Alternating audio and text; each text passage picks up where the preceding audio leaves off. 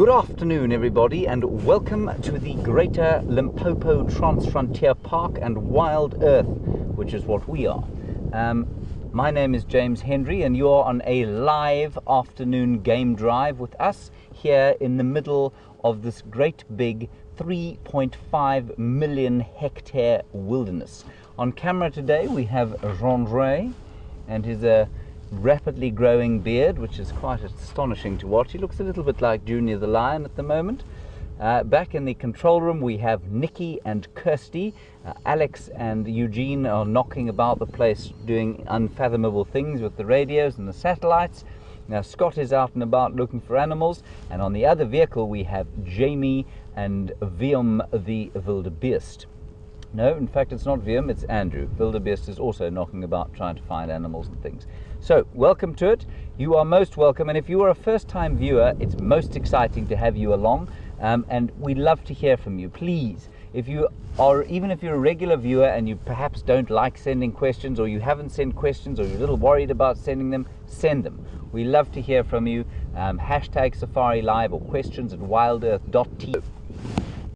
Off to the western side and the north, the far north of the Kruger Park, we have the Venda, and just below them and into the Drakensberg Mountains and up onto the Highveld, which is the highlands of South Africa, we have the Bapedi people, and then down into the lowlands there is a string of Pedi and then a lot of Shangaan people, and that's the main language that's spoken in this area. And off into Mozambique, on the other side of the Greater Limpopo Transfrontier Park, we have the Tsonga, and the Shangaan are in fact an offshoot of the Tsonga people, and they speak a very related language. So that is the sort of lay of the land. Way to the south of the Kruger National Park, we have the Swazis and the Ndebele, who are an offshoot, both of them an offshoot of the same group that eventually came to form the mighty Zulu Empire in the 1820s. So that gives you a bit of a lay of the land of the people and how they came to settle in this area. My plan this afternoon is to follow that buffalo herd that you saw this morning, perhaps if you were with the drive. Jean-Andre and I can just hear them off to the western side there. It sounds like perhaps at a dam, although Treehouse Dam at the moment is more like Treehouse Puddle. We'll see if they're there. I'm hoping they're still on the reserve. We are quite close to the southern boundary, but I can hear some grunting and groaning. And apart from wanting to find the buffalo, one of my main reasons for wanting to see what's going on around them is that buffalo herds in this area and in many areas often attract the attentions of lions. And I know that the 5 Birmingham boys, who are 5 young male lions, have been in and around the area, and they're a perfect meal buffalo for 5 young lions like that. And then the Nkuhuma Pride, I think they're a bit far east at the moment. For those of you who don't know, 5 lionesses, 2 sub-adult lionesses and a young male. They're a bit far east at the moment to be sort of have sense of these buffalo. So I don't think we're going to find them. But the idea is just to check if the lions are perhaps tracking the buffalo. Huge herd of buffalo for this area, so I'm hoping we're going to be able to get a view of them. Good to have you along. Please remember to talk to us, and let's see what we can find. I'm just going to awkwardly sit because I was about to decapitate myself with my earpiece. Right, Jean-Andre, let us hie to the west in search of the buffalo. Yeah.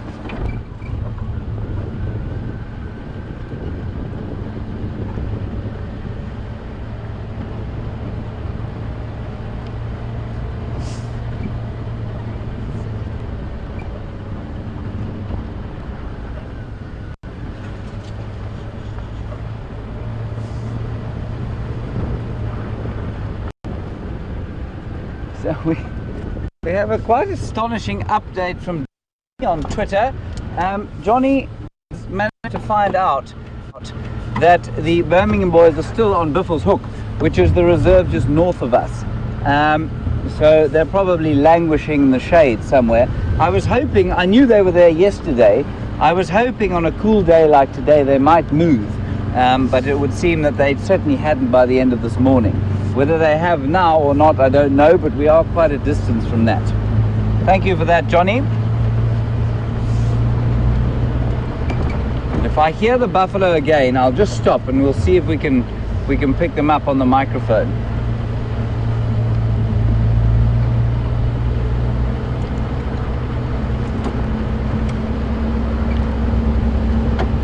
Buffalo are going to become increasingly water dependent as the dry season goes on, as are all of the herbivores, because the more, especially the ruminants, the drier the vegetation is, the more they're going to need to drink. So almost counterintuitively, they have to drink more in winter than they do in summer. There they are.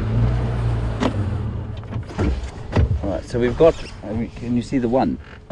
Just going to try and get a lay of the land here. There is one buffalo through there where Jean-Andre is pointing, and there are a whole lot more in front. I think they have just been drinking.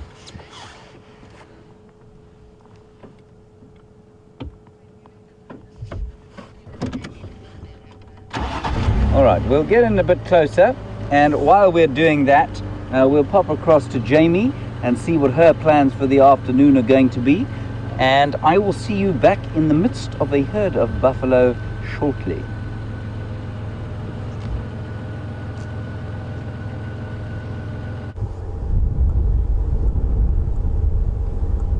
So, good afternoon everyone, and welcome to the Sunset Safari.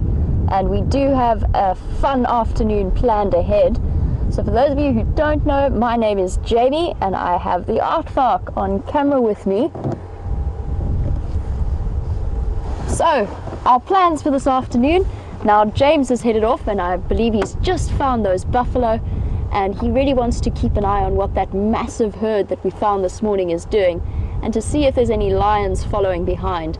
Now the guides have been on the lookout for the Birmingham boys moving around from Buffalo's Hook and coming south after that buffalo herd, and there is a very, very strong chance that they will be aware of that buffalo herd and potentially take advantage of it. So exciting times with that.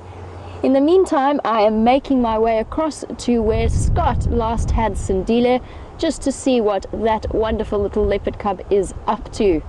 So for any new viewers, welcome to the Sunset Safari. What you're seeing today is live, and it's also interactive, so send through your questions on #SafariLive on Twitter and to questions@wildearth.tv. And don't forget to join us for the last half an hour of the show for the fireside chat, where we're just going to have a wonderful discussion about our highlights of the week, and also some quite in-depth analysis of the various hyena dynamics. So guys, start thinking about any questions you might have about spotted hyenas and send them through so that we can have a really nice conversation this evening. In the meantime, we are going to hit the road and see if we can find that little leopard cub. But while I'm making my way there, I'm going to send you back across to James, who is with that buffalo herd. And I will catch up with you guys in just a few minutes.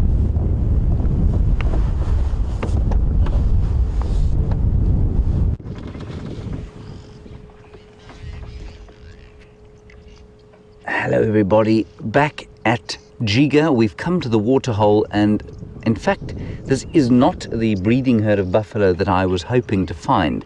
Their tracks were heading south, and I suspected they would go south, and indeed it would seem that they have. This is a large bachelor herd, in fact a very large bachelor herd, and I haven't seen them for the last little while. And I suspect basically that they probably joined up with the herd for a little while, and then as the herds moved off, they thought, well, you know, there's no point in us carrying on with the herd. We're too old to mate, we're too old to look after the kids, we'll just stick around here with each other and be grumpy about it. And that's basically what they're doing. I think they're probably quite pleased the rest of the herd has moved off, because for them to be sharing this little puddle with another 200 or 300 or 400 buffalo is going to denude their resources quite severely. And you can see they're old. If you look at the horns that Jean-Andre's zooming in on, those ones especially, you can see that they are very well sort of dented on the top, and that's from a combination of fighting and rubbing on trees. They tend to seem to get very itchy on that keratin on the top there, and they rub it against trees and it tends to come off. And they often, of course, when they're fighting, that's the sort of main, that helmet there, the boss, is the main bashing point, if you like.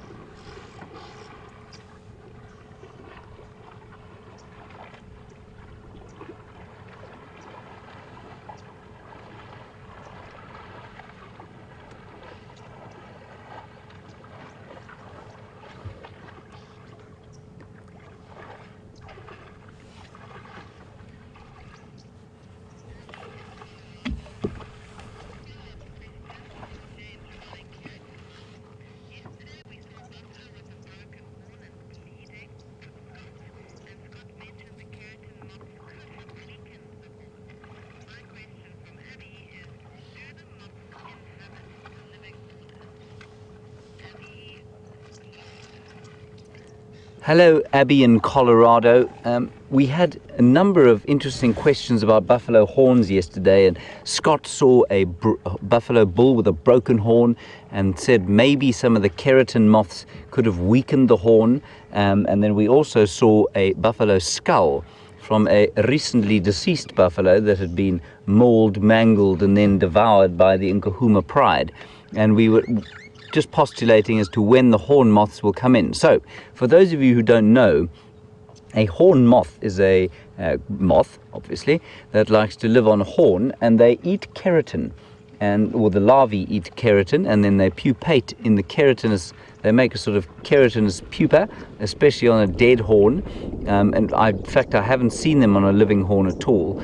And so I suspect what happens is, Abby, that they possibly do arrive on a living horn, and perhaps that's what causes so much of the itch that a lot of these buffalo try to get rid of.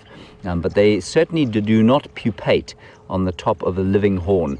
I've only seen that on dead horns, on both antelope and buffalo. So that horn yesterday, I suspect quite strongly, it may have been weakened by the moth larvae, but they certainly don't pupate in living horns, but I suspect that was broken off by a severe fight. The strength of these bulls is quite spectacular. I've seen them toss a 200-kilogram lion into the air like they were tossing a rag doll. So they really are very powerful, and when they bash into each other at full force, it wouldn't surprise me that the horn got broken.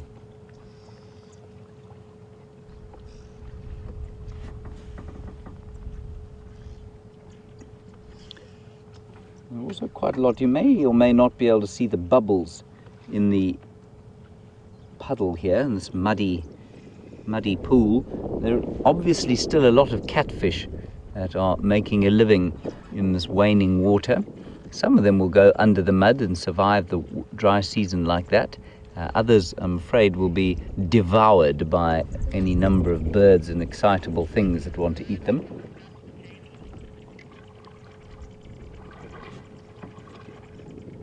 All right, so I think we're going to carry on and see if we can't find the main herd. And while we're doing that, we'll pop across to Jamie, who's got some francolin on the road in front of her. See you just now.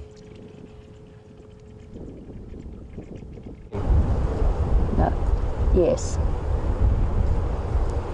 So guys, welcome back, and I do apologize for distracting you from that herd of buffalo, or at least the herd of buffalo bulls.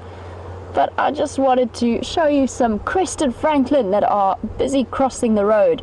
And when I first came around this corner, they froze in sheer horror at my appearance, which is of course completely understandable. And they are now trying to really, really subtly and in slightly slow motion cut across the road. And they're sort of working on the assumption that I haven't seen them, and that if they move really slowly, they won't be noticed. And this is quite actually a common approach for francolin, because they do have that wonderful mottled camouflage that hides them very well in the grass, especially at this time of year. And that is why they often are responsible for near misses, for heart attacks, for people walking through the bush, especially when you are intently tracking or not focused on what's going on at your feet, and a francolin suddenly decides to fly away. It certainly inspires a spike of adrenaline in all who come across them. There we can see we are doing a very slow motion creep across the road, but I think they've relaxed a bit. They're now feeding, just picking up the various grass seeds that are around.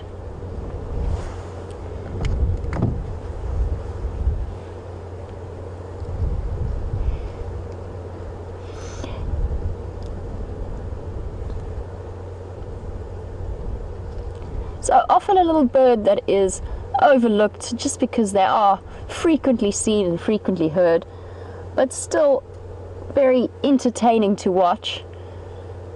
I am enjoying their slow motion Franklin crossing the road.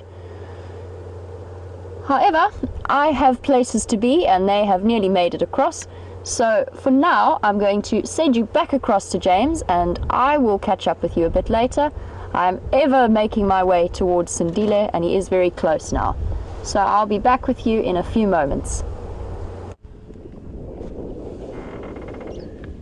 Hello everybody.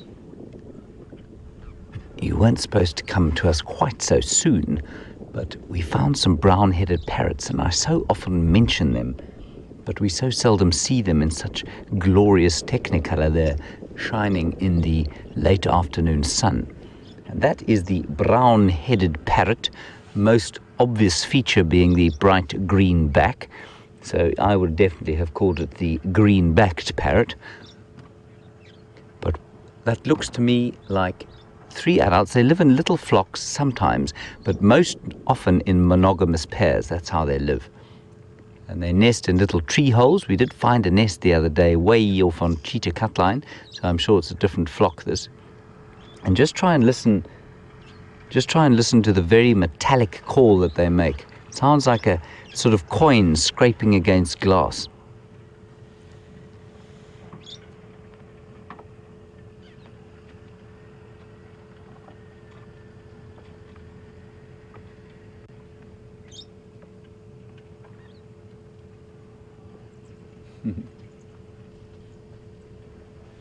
The favorite food of the brown-headed parrot is fig.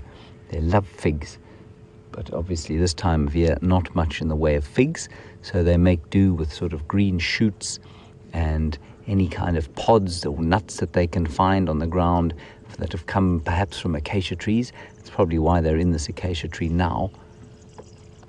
And then come the fruiting season, they'll hang around probably closer to the rivers where there are lots of fig trees, and they can satiate their hunger on the sweet figs of the spring.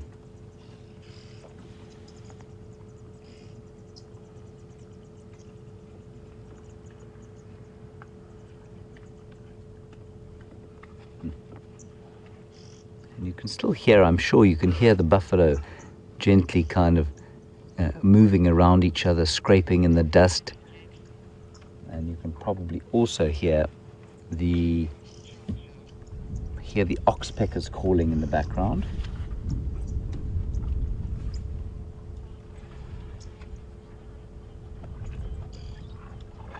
Peaceful little scene here. Quite a breezy day we've had. It hasn't been chilly, but it has been cool, and it's about 21 degrees now, or 70 degrees Fahrenheit, if you still happen to be using Fahrenheit. Very sort of wintry feel about the day. And I believe it's very cold in Johannesburg up on the Highveld, and so there's probably a front moving through.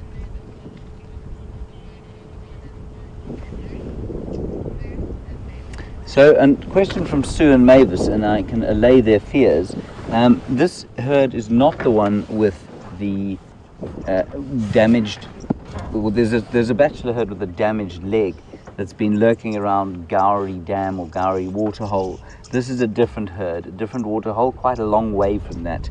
And so these ones look relatively good condition. They're all pretty old though, none of them are in prime shape, and that's why they've chosen to eschew walking with the herd and rather hang about this muddy sort of, I suppose, retirement home.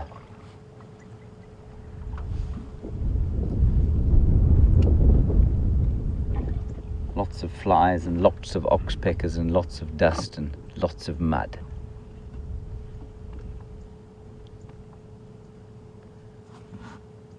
Little hornbill flying through the scene there. All right, we're going to press on and see if we can find the tracks of the other herd. I suspect quite strongly that they have disappeared off to the south. So then we're going to head off east and come up the eastern boundary to the north and see if anything else has crossed into Djuma in the intervening hours since this morning. Right.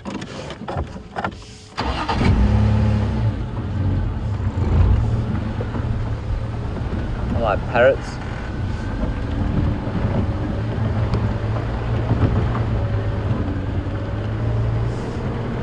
Hello, John.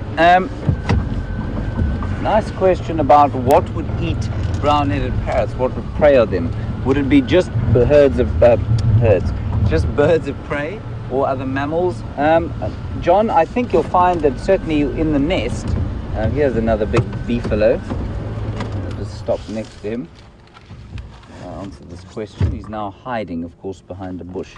He thinks he's very inconspicuous at 800 kilograms.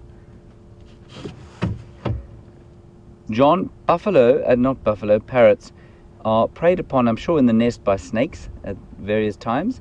And then birds of prey like gymnogene are well known for being able to get their double-jointed intertarsus joints into holes where chicks are nesting. And then parrots might also be taken in the night while they're roosting by things like genet and maybe civet, but probably genet. Genet are mongoose type animals that like to climb trees and certainly would be a great danger to a roosting bird in the night. So not only birds of prey.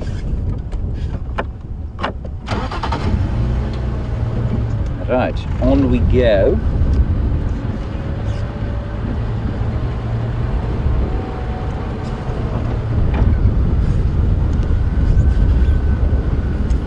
Okay, Gwen on Twitter.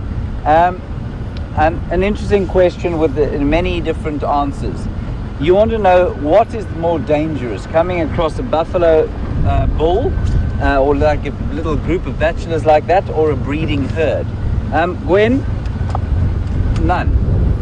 I steer very clear of using the word dangerous when I describe an animal out here.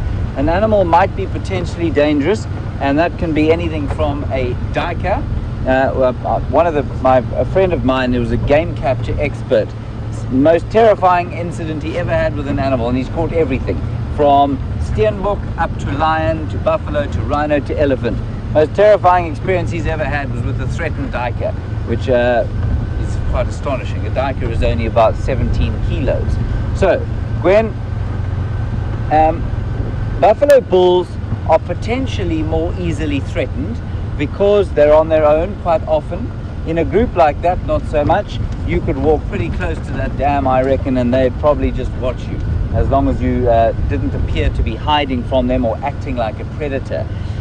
The breeding herds would show a greater propensity to run away, yes, for sure. So while some people will tell you that bulls are more dangerous than breeding herds, and that breeding herds are better to approach on foot, in the right situation you can easily view buffalo bulls on foot, and breeding herds will more than likely spook and run if they happen to become aware of people, whereas the bulls often just stand up and look before they decide what to do. So that's basically the answer, Gwen. I know it's not a hard and fast rule, but I hope it's answered your question. So we've got tracks of the herd coming along the road here. Although not many of them, I must say. Might still be trickling through here.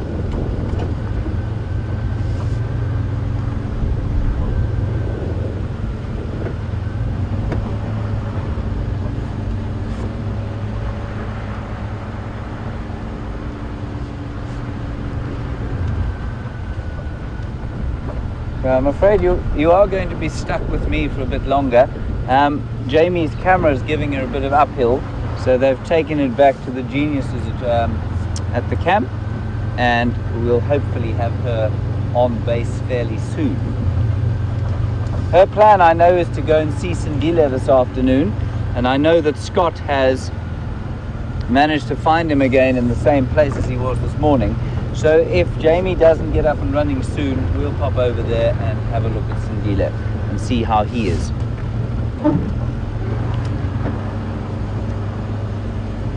Looks like some impala. No, it's a tree. Sorry about that. Now, when we were heading towards that dam, there were tracks of the whole herd in and around an area over there. And I'm just going to go onto the southern boundary and down and see if they've crossed.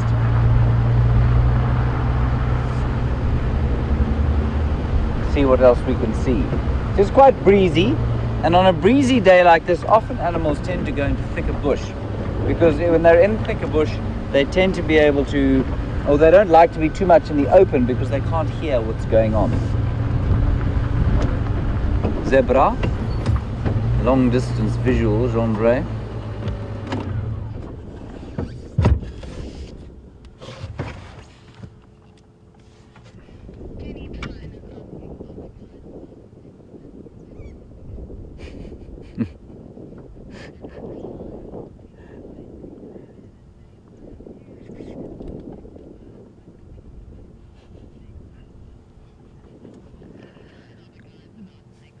Penny Pine, a very interesting question. You want to know, are the guides allowed to take snacks on drive with them, or would it attract animals and therefore they have to avoid taking snacks? Penny, I personally don't take much in the way of snacks with me on drive. Jean-Ray is a kind of middle of the road fellow when it comes to snacks. Viam and Andrew, however, pack themselves a picnic, the likes of which would make the royal picnics in the Kensington Gardens seem like a fairly mild affair. Viam does not leave without a very large cup of hot chocolate mixed with a foul substance called ricoffee, which sort of masquerades as a kind of coffee in South Africa. About 7 teaspoons of sugar and 4 liters of milk, and also 7 or 8 breakfast bars, and Andrew is pretty much close behind. So they do bring their snacks, Penny. Now Jean-Ray brings himself an abstemious apple or two, and we don't tend to attract many animals with these snacks. Although it's probably not a bad idea, Penny. We might start bringing the odd steak out and see what we can attract. But no, in all seriousness, you know, the smell of this vehicle is so powerful compared to the smell of the people on it that, you know, you could bring some snacks, certainly. I mean, any kind of food would be very difficult for any animal to smell over and above the smell of the oils and the fuel in the vehicle, and of course our own human scent. Right. Let us press on a little bit. There were some zebra through there, and you had a short view of them, but I'm not a huge fan of zebra at the moment after the murder we witnessed the other day. And for those of you who don't know, we watched it was a very heart-rending scene with a young foal, probably I'd say less than a month old, that was killed by a stallion, probably we think probably a stallion who had just been kicked out of a group, or indeed a new stallion in a group who'd kicked the father of that foal out. We don't really know. You know, we tend to spend so much time with the sort of high-profile animals that our interpretation of the general game's behavior can be little more than that sometimes, an interpretation. But what we do know about mammals in general is that infanticide is a major cause of death just about throughout the board.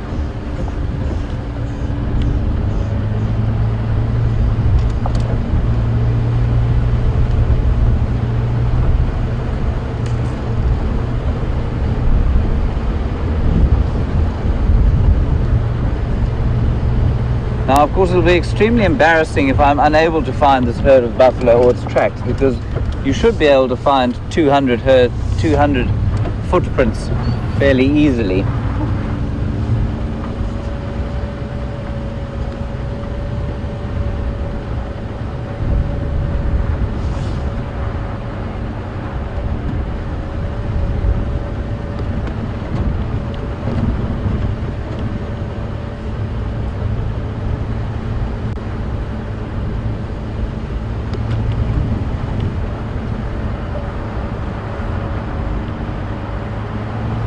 Two interesting conversation pieces around buffalo. Wendy, you make the point that buffalo bulls are called Romeo, or really old men eating out. I suppose my father might sometimes qualify as that these days. he and his group of men go out for their Romeo dinners every so often.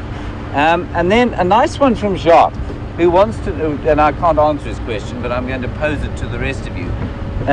You want to know, Jacques, how on earth does this moth find a keratinous skull in the middle of nowhere? Jacques, I've got absolutely no idea, but what a brilliant question. The only thing I can say is that, you know, moths see in ultraviolet, and they see in a different color spectrum. It's quite possible that that keratin gives off some kind of color when reflected. So I suspect it's just done probably from the air. They may be able to smell it. It's possible that they're attracted to the smell of a carcass. Perhaps that's what it is, but I really don't know. It's also possible that the eggs, there's some giraffe over there, Rombre.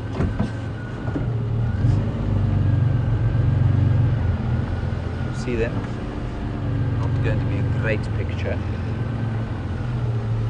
Just have a quick look at them. The buffalo have not crossed in this area, so we might have to turn around. It's also possible, Jacques, that the horns have the eggs already in them, so that the moths, maybe the moths land on the buffalo, lay their eggs, and the horns, maybe the eggs hatch and get rubbed out by the scratching, and then if the buffalo happens to be dead, then the eggs develop and the larvae develop, and the moths eventually become or grow to fruition. So this herd definitely hasn't crossed around here. We're just looking at some giraffe, which are always nice to see. They're often around this area for some reason. The last few days I've seen a few of them in and around here. And we don't have the super zoom of the backup camera at the moment, although your picture should be slightly better quality.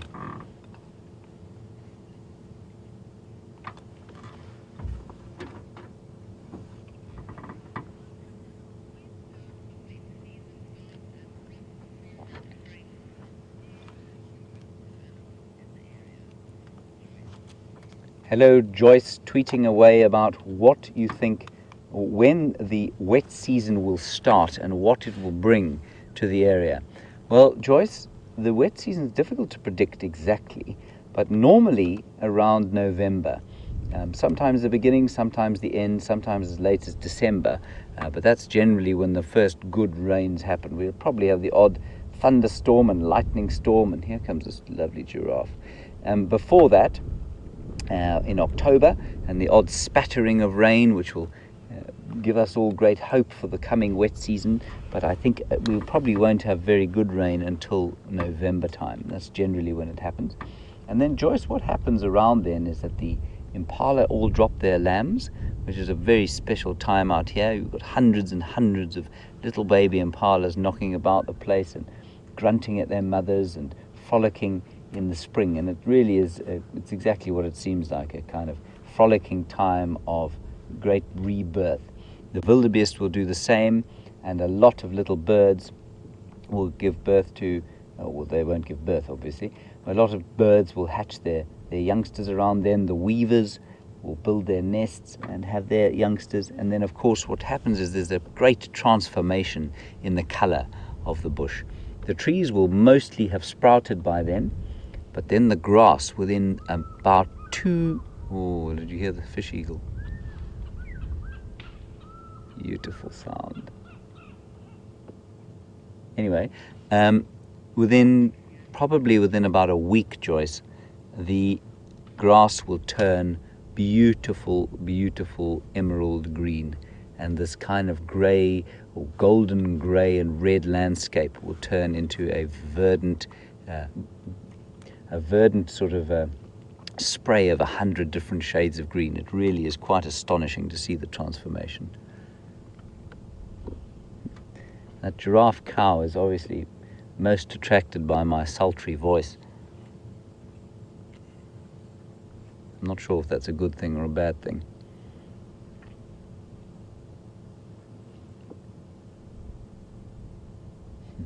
Giraffe, if you are patient enough for them, if I was to get out of the car, for example, and just sit on the side of the road here, and the car drove off, she would eventually come closer and closer and closer. And I did it once. I lay down on the ground in and amongst a herd of giraffe, or they were quite far away. Look at this. This is just wonderful. And a giraffe came within 2 meters of me and had her head right down, trying to sniff what I was doing on the grass. Isn't this spectacular?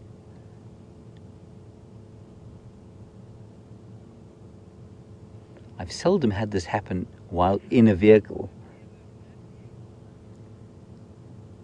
And I was a little nervous while I was lying on the ground there. I'm just going to keep talking because I'm wondering if it isn't something in my voice that's making her come. But while I was lying on the ground there was a fear, of course, that I could be stood on. And giraffe, of course, defend themselves with kicks from the front legs and the back legs.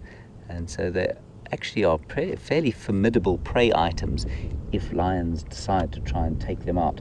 I've seen amazing footage of giraffes actually up in Namibia around the Hwanib Desert or the Hwanib River, smacking a lion on the top of the head with the front feet.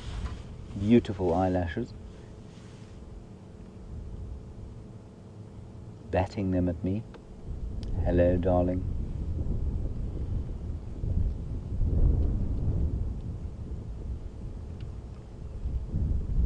She's not actually looking at me right now. She's found something else that's arrested her attention just behind me. Either that or she's looking at me coyly out of the side of her eye in a seductive manner.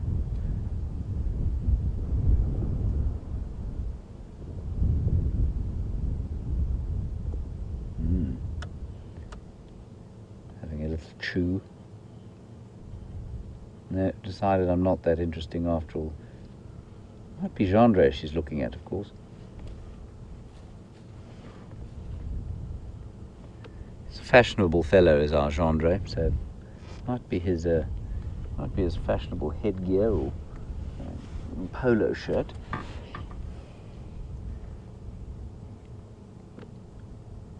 But she's definitely fascinated by us. Now there are 3 others actually walking down in front of her. Shall we roll slowly down the hill? Or do you want to wait here, Gendre? We'll just roll gently. There are another 3 in front of us here.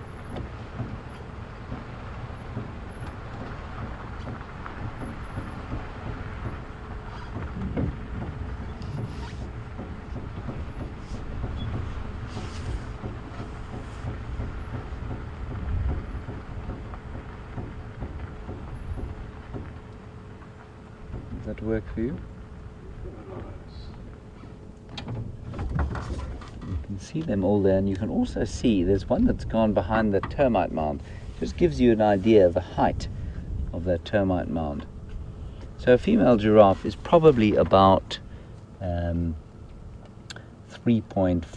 to 3.8 meters tall, and a big bull will be up to 4.2 meters tall, which is obviously very tall indeed, much taller than me or Gendre. And that termite mound, yeah, it's probably about 3.5 meters. There she is, poking her head round the side. And this is a little group of females. The females do form sort of loose herds, loose associations. They're not always together, so it won't be a permanent arrangement, this. And they tend to stay in sort of visual communication with each other. They don't necessarily herd together like impala do. And for many years, it was thought that giraffe were completely silent, that they never said anything. And we're starting to think that they communicate a bit like elephants do, with a sort of infrasonic sound that we are unable to hear.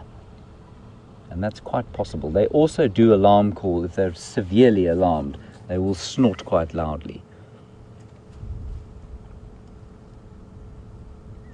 They're just majestic creatures there. And amazing that there's only one other animal that's even vaguely related, and that's called the okapi.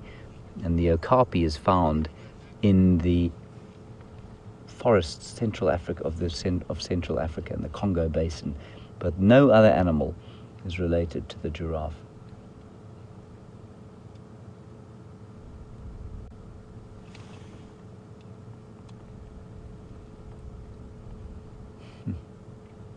Stunning.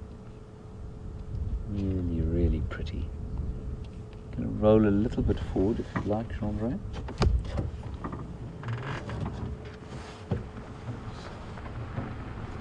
It's always so nice not to have to start the engine and disturb the peace. One day we'll get electric cars when they're sufficiently bush ready.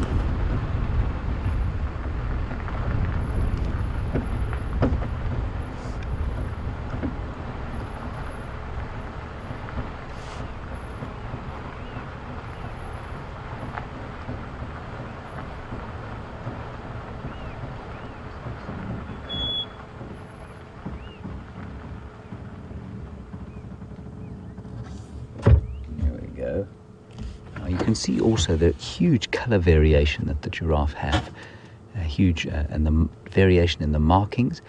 And so often, I mean, you do read that, you know, older giraffe are darker and sometimes the females are lighter when they're older. They're basically like us, they just have different colored hair. They do tend to get slightly darker as they get older, but there's no general rule. And look how different all of their markings are and how differently colored they are. There's a beautiful tawny one coming out now. There she is.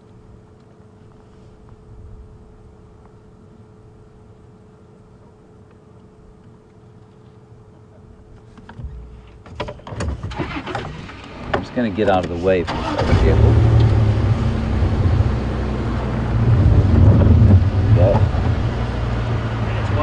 How are you? Good, fine, full of joy. Any other updates this morning? No, just Sindile, the Shadows Cub. Yeah, that's all. Oh, and there's a big herd of buffalo here. Where? It was on, I haven't found it cross, I think probably crossed south, further off there to the west. Big herd. Right. Have a marvellous drive. You too. Enjoy it. Please behave yourselves.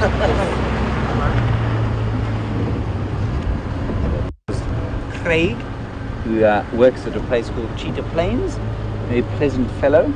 We're going to go just down here and turn around and then go and see if we can't find where those buffalo cross, or if they did cross, and if not, we're going to head across to Jamie now and see. She's apparently back on the vehicle and her vehicle is working and the camera is working, and we'll see you a little bit. Ooh, hang on a second, just before we do that, Jean-Ray, you see that bird there?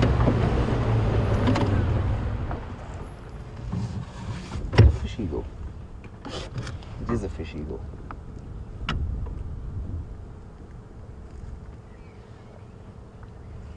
Beautiful shot of a fish eagle going down to Twin Dams, which is now Twin Cesspool.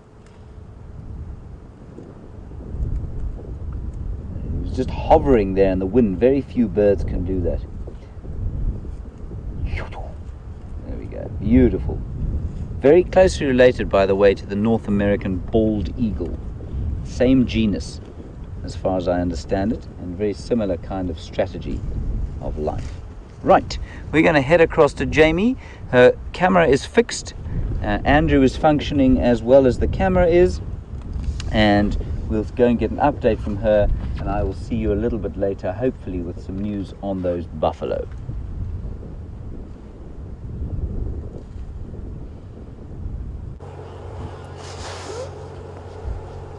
So, welcome back everyone, and we are back up and running and making our way towards Sindile.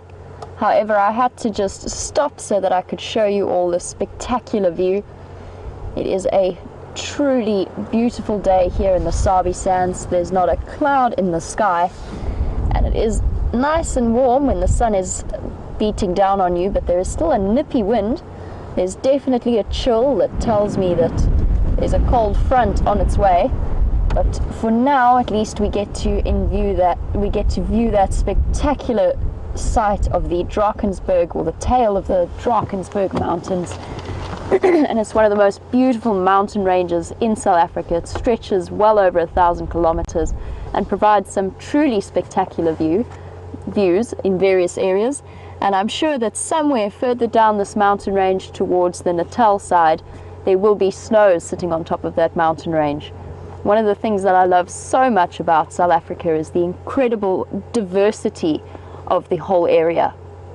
However, I do know that we have a leopard cub waiting for us, and I'm going to start heading in that general direction.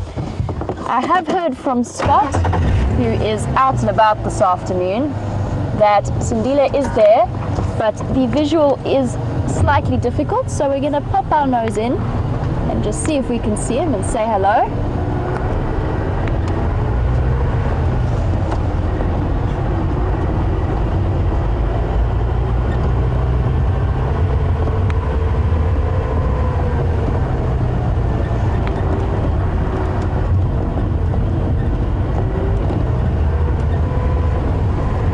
I hear that you guys were having a spectacular giraffe sighting. I'm very fortunate to be seeing them. I haven't seen that many in my time around here, but then I have only been around driving for 2 weeks. And just over, no, it's not even a week. It's been about 10 days since I started driving around. Time does strange things out here in the bush.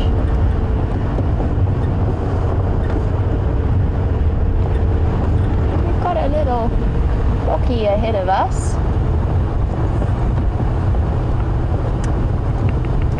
Just hope it stays put.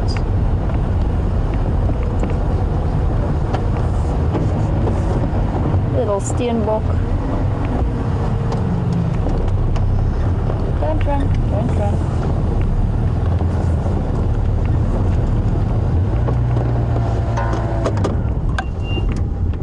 Actually quite a big male steenbok, fair sized for one of the smaller antelopes, one of the dwarf antelope species.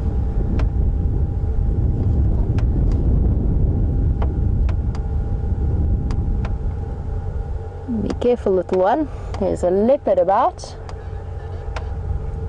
and we're actually very, very close to the area where we saw Shadow and Sindile with that steenbok, that male steenbok kill about 2 days ago.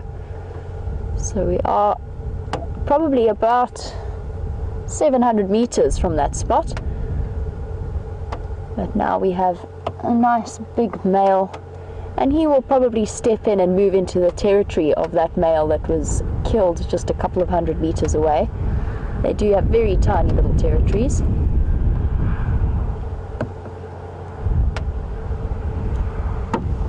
And this one actually is playing along nicely, quite calm and relaxed.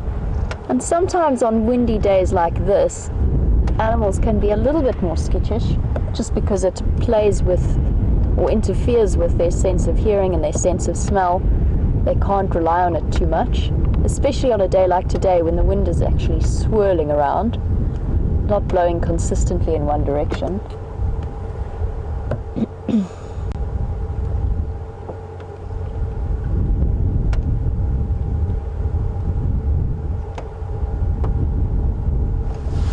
Okay, thank you, little one. Time to move on.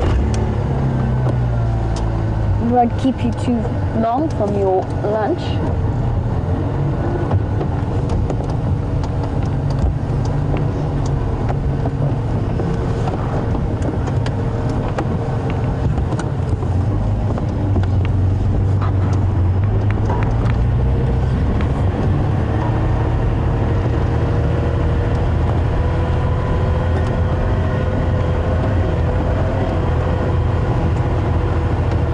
Discussing windy days and the fact that today is rather windy, I had a bit of a thought the minute I got back to camp after the sunrise safari this morning.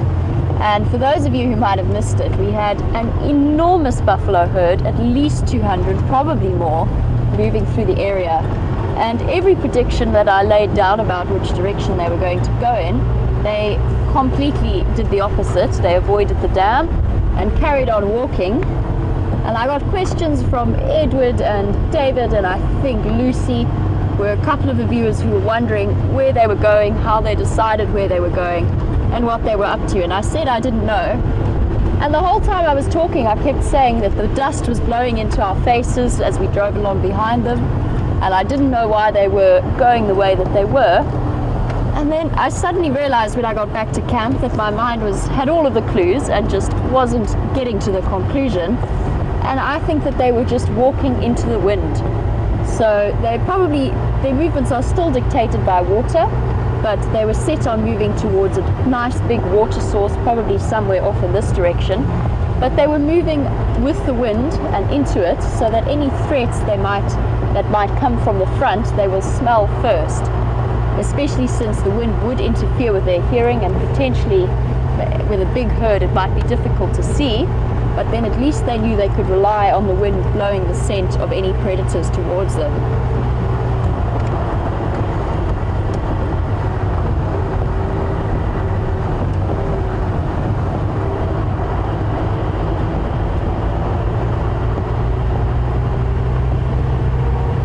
So I just want to concentrate a little bit as to whereabouts I'm heading.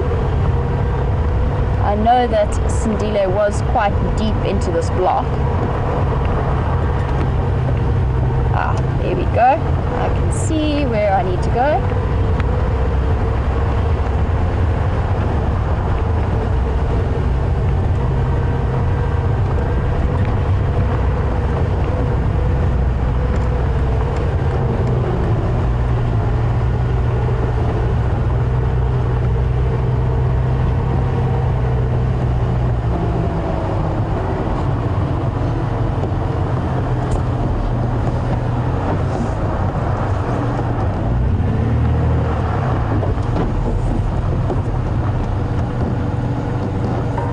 Sorry guys, I've just arrived at the same time as one of the other guides, so I just want to have a chat with him.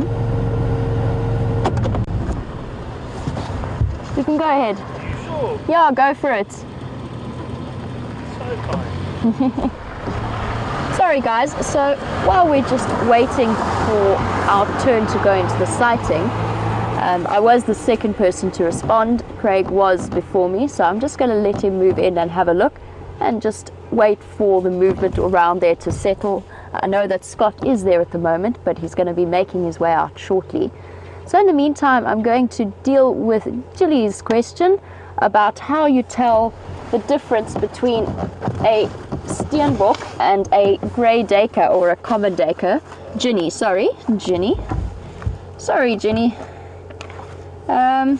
let me just go through now.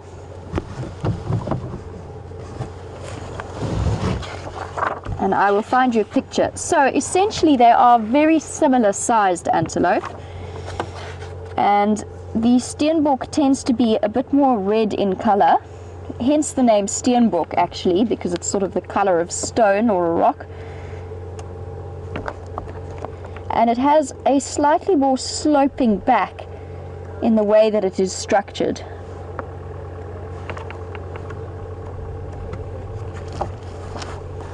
I'm just looking for a picture so I can show you the difference,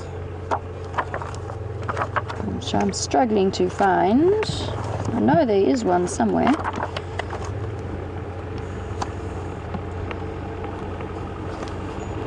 So the common duiker, Very difficult for me to show that. with people there. Yeah, there's another vehicle that is also making their way in, so I'm going to move out of their way first. I think what I'm going to do before I carry on with this description. Thank you, Scott. Bye. See you later. I'm actually going to make my way in before I lose my place to another vehicle, and then I will get back to your question, Ginny. Sorry, I will not have forgotten you. But let's just make our way in first.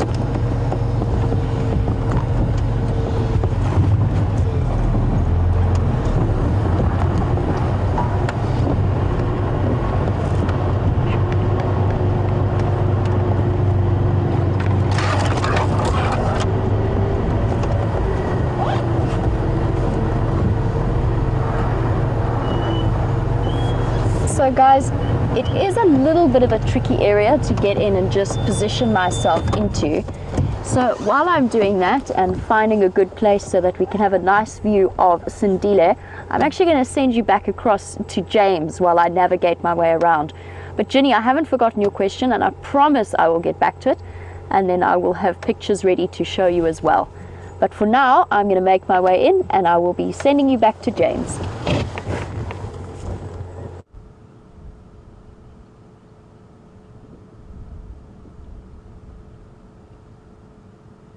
Hello everybody, welcome to Twin Dams, or Twin Cesspool as I have now named it.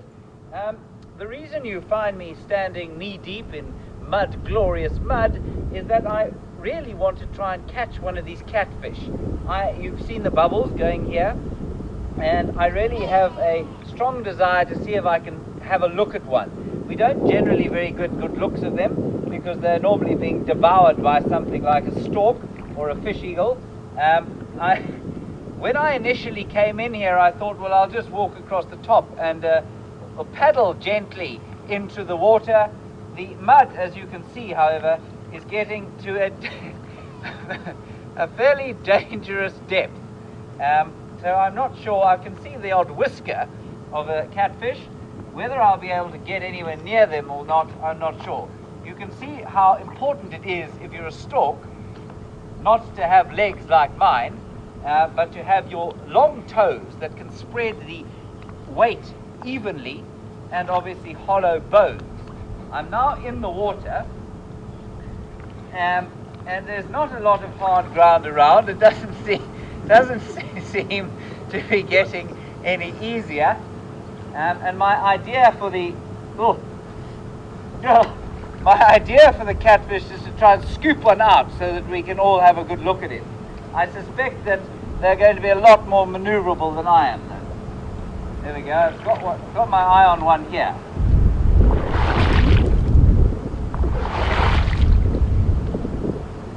No, I may have to try with my hands.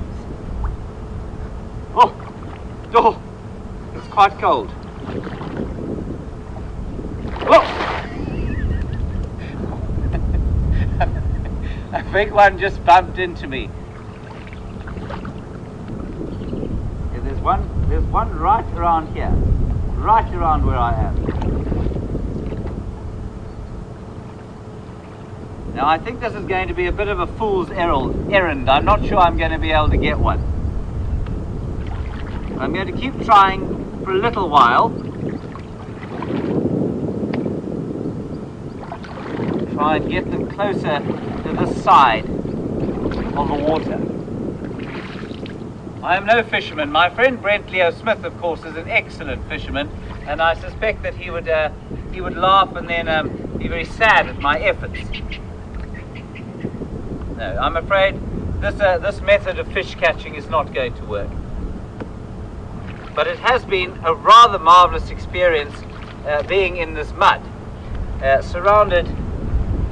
I mean, like I've said before, I think people pay a lot of money around the world to have their bodies covered in this sort of mud, and I now have it on my legs, and I probably won't be able to get it off before the fireside chat. So if you can't see my legs in the darkness of the fireside chat, that will be the reason. So the catfish, of course, is a very important fish out here. Eats a lot in the way of carrion. It's like the sort of hyena, if you like, of the water world. A bit like crabs are also a bit like that, and they spend a lot of time on the bottom of feeding on various bits and pieces of anything they can find. And in a year like this, I suspect that some of them will have to go and find a muddy area, and they can survive quite a long period without water underneath the mud, which is astonishing. But they'll become more and more concentrated in here and attract birds like that fish eagle we just saw to come and try and catch them. And of course the storks will always be around trying to catch the catfish and anything else that happens to be in the water. Right, so a slightly embarrassing errand that was for me, but I'll try and swallow my pride and we'll press on. By the way, the herd of buffalo came down here, probably had a brief drink here, and then they crossed almost directly across from Twin Dams here off they went to the south. I wonder if they aren't, it's a big conglomeration of a big agglomeration of buffalo, and I wonder if they aren't heading towards the Sand River perhaps, and cleaner water and greener vegetation along the Sand River. Right. I think we might have to link over to Jamie if possible, while I am trying to sort of clean myself up and reacquainting myself with my shoes.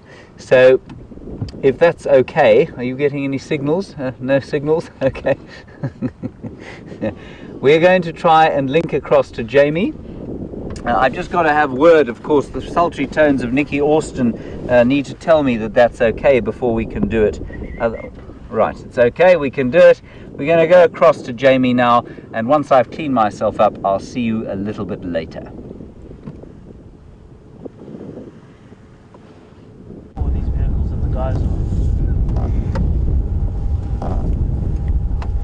So, welcome back, guys, and we do have Sandile. It's not the best view, but there you can see him tucked away enjoying the shade of the guari bushes in this area. So he was tucked away and very much fast asleep this afternoon. And I had a bit of a struggle sort of shifting around, trying to get a good view of him. And we will be moving around a little bit to try and get a better visual, but for now this is as good as it gets. So I hear that James had to get the mud off his boots and was searching around for catfish. So an exciting afternoon for him.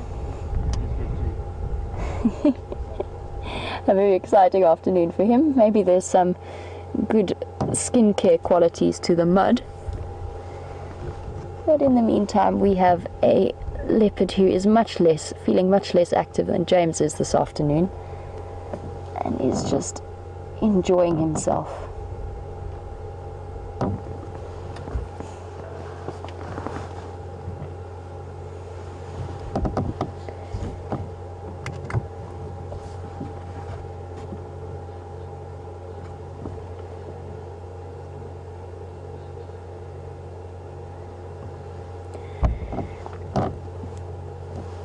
So guys, this is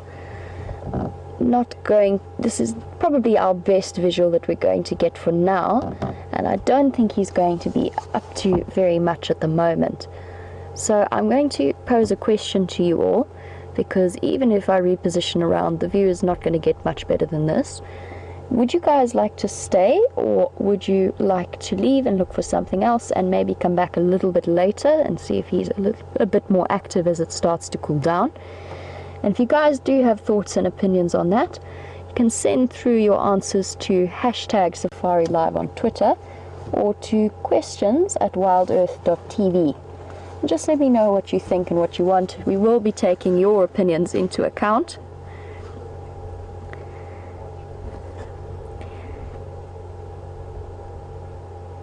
And just while we're here, I wanted to talk a little bit about what we've noticed about Sandile over the last few days. And for those of you who are regular viewers, you will have seen that he has a double set of canines, both on the bottom and the top. So he's kept his milk teeth, and the permanent canines have grown through. And all of us have been looking into this phenomenon and just trying to find out how often this occurs. And we did get some very useful information from Raisa, who has told us that she remembered seeing pictures of Karula's female cub, who was roughly around 11 months old when these pictures were taken.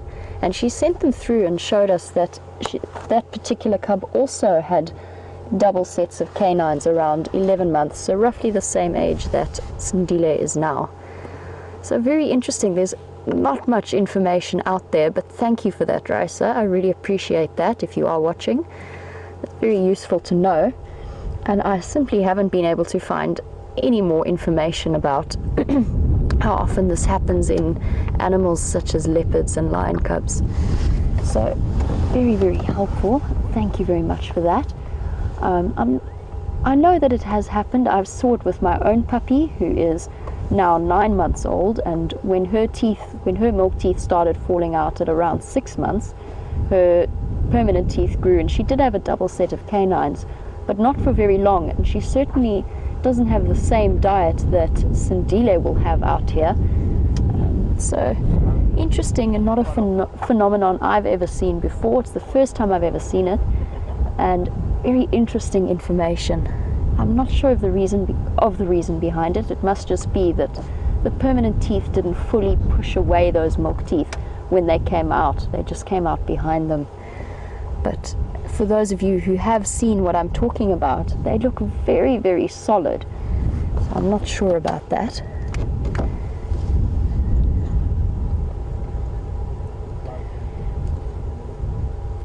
Okay, so thank you to everyone who's sent through your feedback as to what you would like to do, and that is one of the special things about being on a WildEarth safari, is that you can have some impact on the decisions that we make. So the general consensus seems to be that we can leave him for now and then come back a bit later, hopefully when he is more active. So I'll come through in about an hour's time and just see if anything's changed before I head across to Fireside Chat. So thank you for all of your feedback, guys. I'm going to take that into consideration and head across and see what else we can find. So we'll say goodbye to Sindile for now, since he has tucked himself away and hidden himself from our view. And let us hit the road, see what else we can find, and see what exciting adventures await us.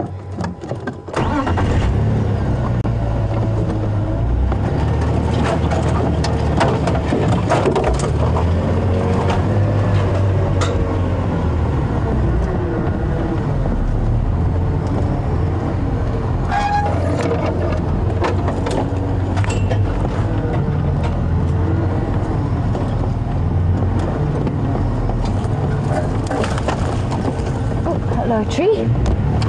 So John in California, while I am making my way out, has a general question as to the whereabouts of the Matimba males, and I haven't heard any updates, John. I'm not sure exactly where they are. For those of you who are new or just joining us, the Matimba males are two very large males that are sort of dominant in this area at the moment. So they are very mature male lions that are associated with at least 2 prides in this area. And I haven't heard much about their movements, but I think that they are probably to the south of us, around the Styx Pride, around where the Styx Pride are. But I will keep you updated if I hear anything else. There's lots of communication amongst the guides here.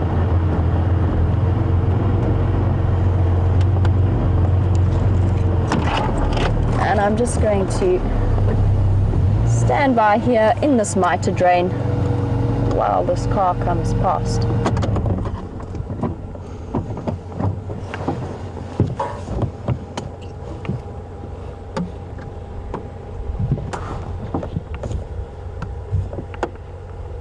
And he appears to be waiting for me. I'm not too sure why. So we're going to focus on the drongo for a moment.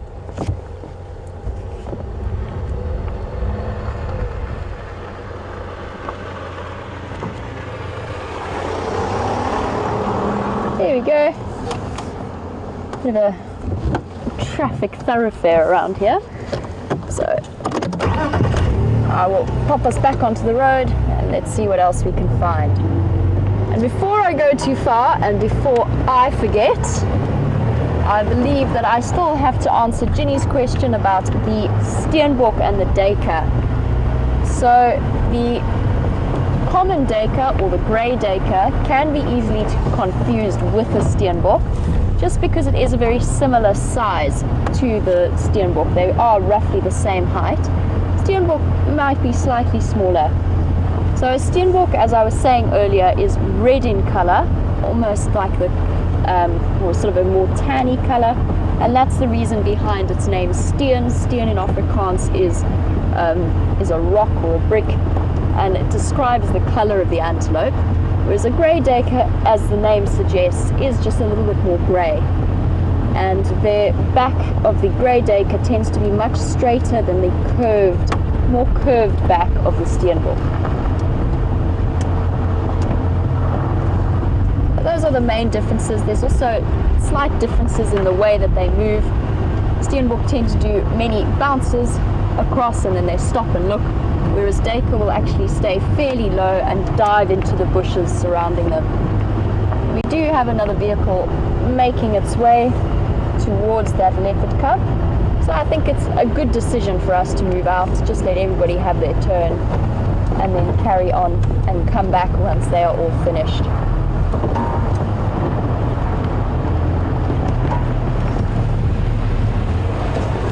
Good afternoon, how are you? Good, and you? Good, thanks. Good. Have we met? My name is Jamie. Nice to meet you. Hi guys. Yeah, I'm gonna head off that way. Cheers.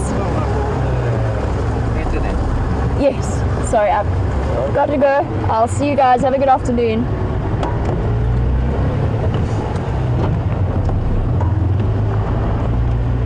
Okay, so just keeping up some friendly relations with our neighbors. And we appear to have acquired a passenger, swiftly dealt with by Andrew. Thank you very much.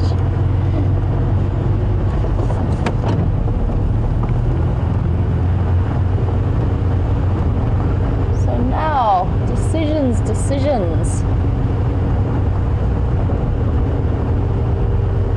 I'm wondering if it's not worth making our way along this cut line just to see if the Styx Pride have left us any tracks, any clues of their whereabouts. I know that the Nkuhuma Pride has moved much further east.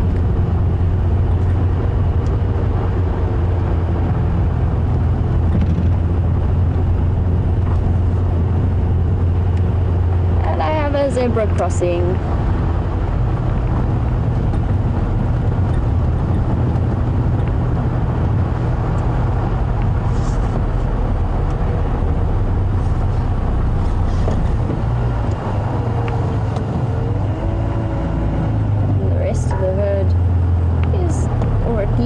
One other is still off to my left, so we'll just go see if we can get a nice visual of those.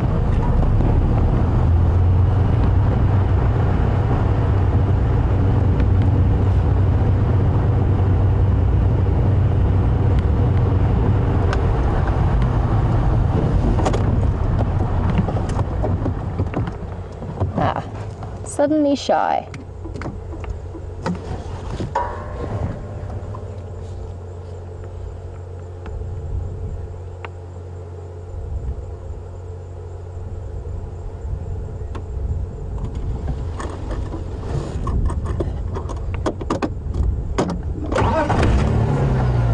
I'm just going to reposition a little bit to try and get a slightly better view of these zebras, because I have a question from Kathy about the different names for the various males, females, and the young ones.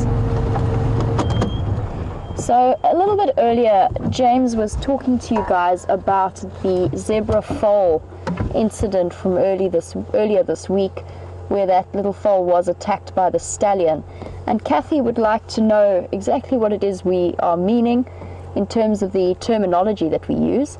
So for zebra, a male is the stallion, a female is a mare or a heifer if it is quite young, I think. No, wait, hold on.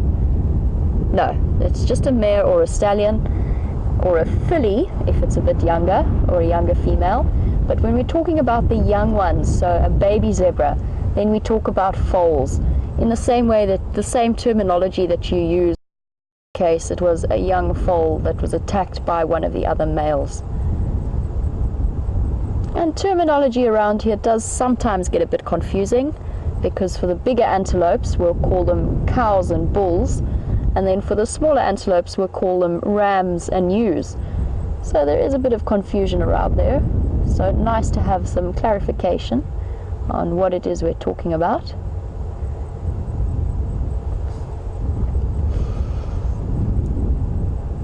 And while we're sitting here, I'm just going to get hold of Mr. James Henry on the Game Drive channel, just to make sure that we're not perusing the same areas.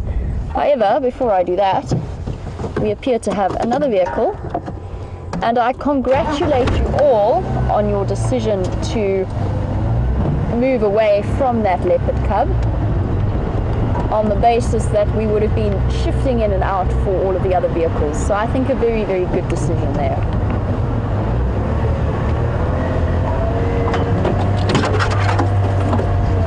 Good afternoon.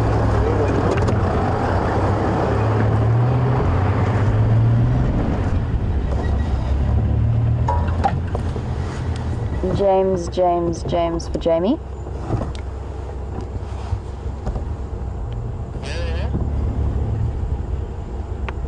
Yeah, James, I have left Shadows Bantuan for now. I just wanted to check up on your route.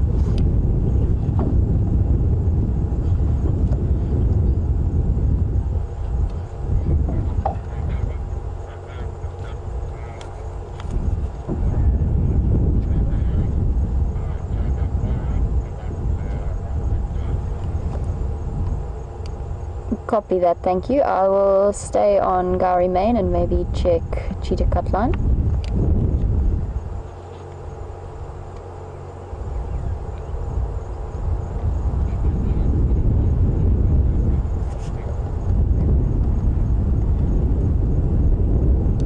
Okay, copy. Actually, I might follow up on that audio of that Ingwe. Maybe check around Galago shortcut area.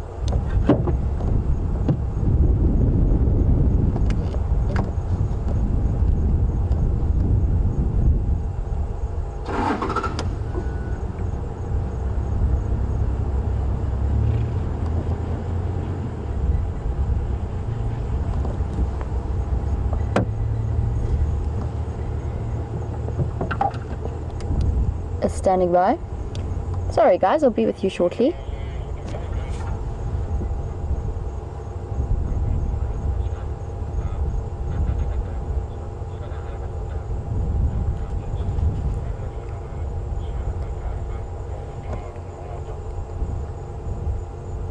Copy that, thanks. Yeah, I'll work around the area and then make my way back later. Sorry guys, just coordinating movements and comings and goings. And I had a question, since we've been talking about this little zebra and what happened to it in terms of that male that was attacking it, and Carol would like to know, having been looking at these zebra, hearing about that story, and then looking at the giraffe earlier. And Carol wanted to know if male giraffe will tolerate the offspring of another male, or if they behave in the same way that these zebras did.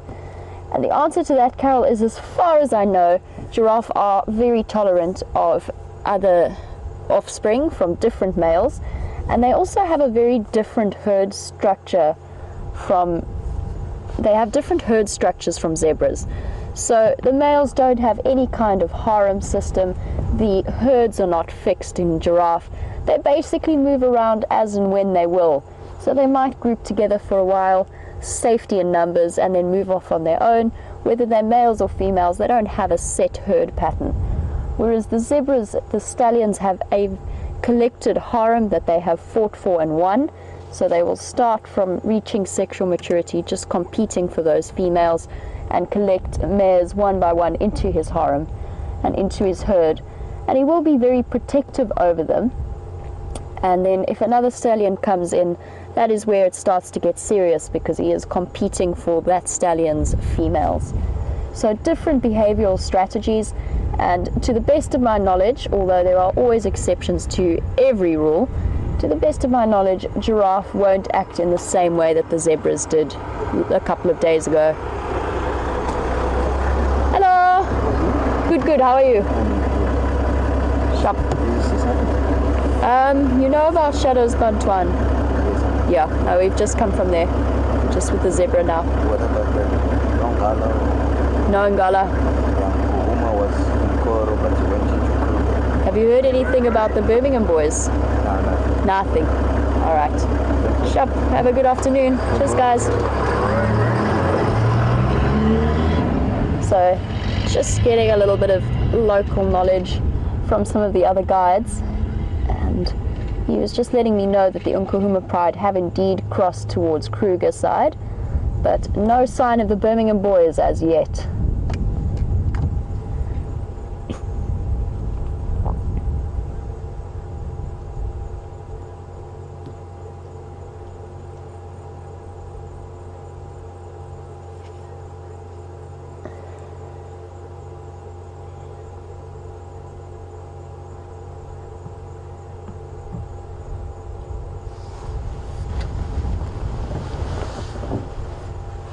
And while we're just sitting with the zebra, and the scene that happened a couple of days ago with that foal was very, very distressing, and Debbie would like to know why exactly the stallion did that. Why did he attack that foal, and is it common behavior for zebra? Debbie, we've looked into this quite extensively, and we did chat about it quite a bit, and it is recorded behavior for zebra. They are known to commit what's known as infanticide, and it is something that's seen in a couple of different male species, such as the lions, which is the most common and obvious example. So a male will come in and kill babies that are not his in order to forward his genetic line. And we know that there were a couple of mature stallions hanging out around that herd, and there probably was some kind of confrontation, and the foal did get in the way of that fight. And it's very hard to know the exact reasons. Probably it's most likely, in my head, that the stallions had been fighting, or there was a lot of competition. And what often happens, I've noticed, with male animals that fight, when one loses, they often become very bad-tempered and want to prove themselves, almost like their dignity has been a little bit put down or let down by their loss. And I've had it happen with young elephants fighting, where as soon as one has obviously been shown to be the loser, he's turned around and tried to show me how big and scary he is, just to prove a point. But it's hard to tell exactly why. I know that it is very well documented that when a stallion does take over a female or a herd, and that female is pregnant, he will mate with her to the point that she aborts that particular baby and then falls pregnant with his. So it can be a bit of a rough world out there for zebra dynamics. I'm just going to shift around so we can get a view of the zebra while I'm talking about them.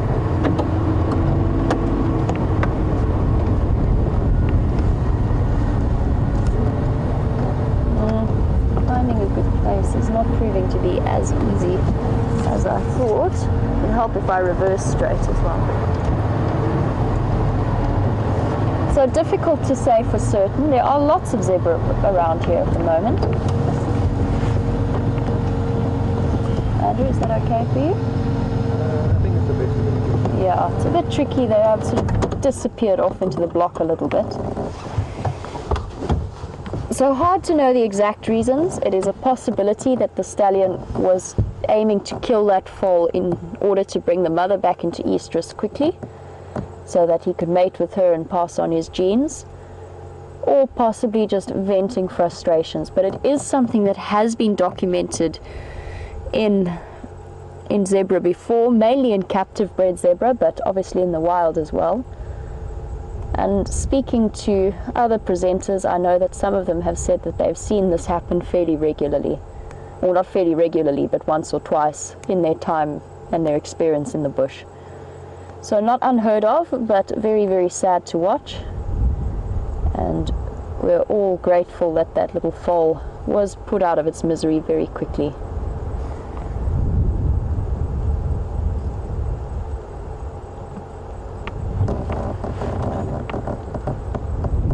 Okay.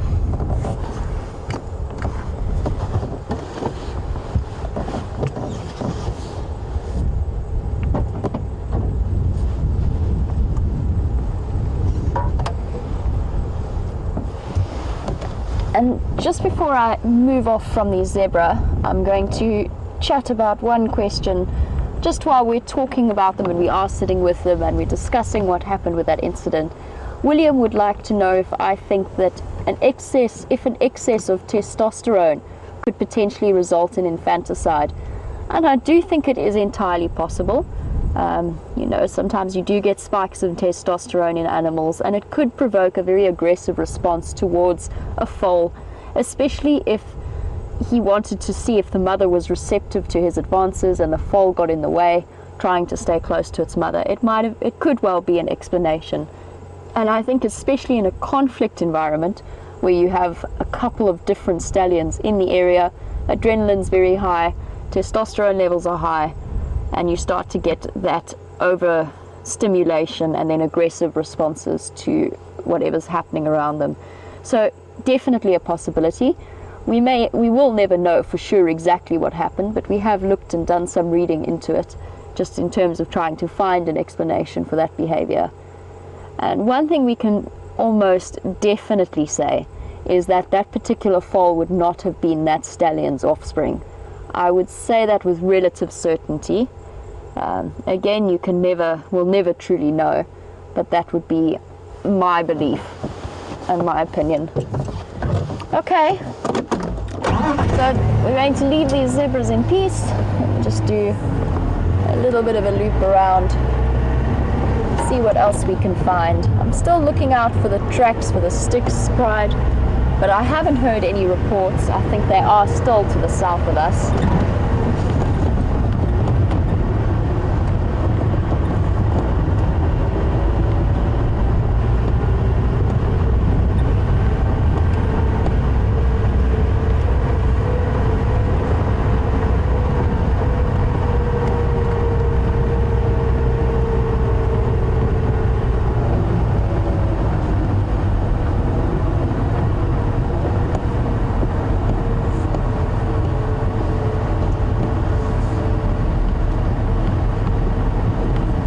So guys, I hear that some of our zoomies who are watching the Djuma cam have reported that there are elephants around the Djuma waterhole.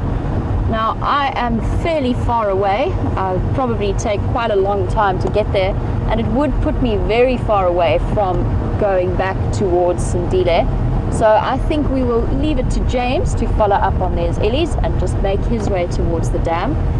Otherwise, there's a good chance that we won't be able to get back to Sandile in time before fireside chat this afternoon.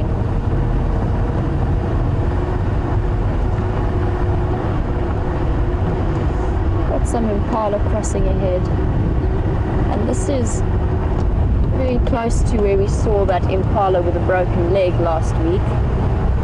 So I'm sure that she's also been hunted by now.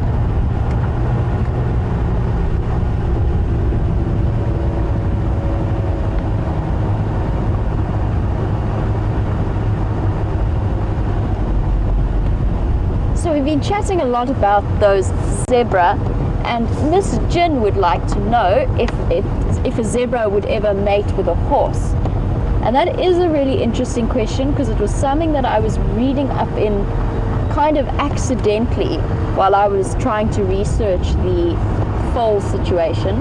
But I honestly cannot remember the answer. I just remember seeing a picture of a hybrid between what I think was a zebra and maybe a donkey. Now I'd have to double check with the number of chromosomes. They definitely will have a different number of chromosomes, so if they can reproduce, then the offspring that they comes out of that mating will not be fertile. It won't be able to then reproduce further. But I do think I read somewhere that they can crossbreed. But I'm sure that there are people out there who can have a just double check for me. I know somewhere in the back of my mind there is that information, but I just can't remember the answer right now. But an interesting question, which is why I wanted to just talk about it briefly. And if you guys have any answers for Miss Jin, please feel free to send them through, and you can help me out with my memory lapse as well.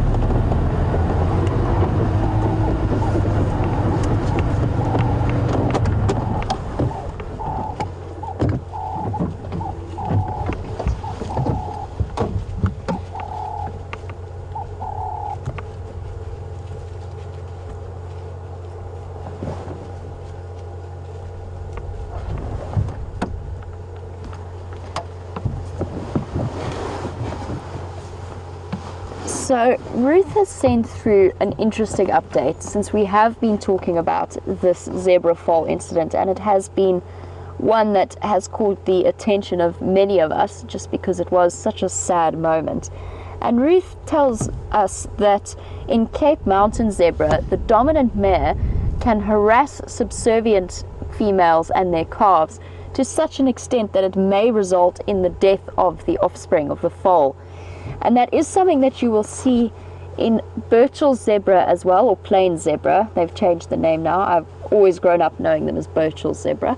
They are now plain zebra. And it is something that happens with the dominant mare, especially when the stallion wins over a new, younger mare to enter the herd. For a very long time, that established group of females will almost ostracize this other female. Very often they will kick her and bite her. And if you see zebra with stumpy tails, that's usually caused by fighting in amongst the herd, and it can often be caused, if it is a female with a missing tail, it can often have been caused by another female. So I wouldn't be surprised if Ruth's information about the Cape Mountain zebra didn't actually extend across to the plain zebra, to the point that the harassment by the females could lead to a death of a foal. So it is possible. They do have a very strict hierarchy in zebra herds, so the dominant female will lead the way. She will walk in front, she will decide where they go, and she does keep control of the other subservient or the lower level females. So very interesting information, Ruth. Thank you for that. I didn't know that Cape Mountain zebra went to the extent that they could kill the foals, but by extension I wouldn't be surprised if it works in a similar way for plain zebra in this area, just because their herd structures can be quite similar.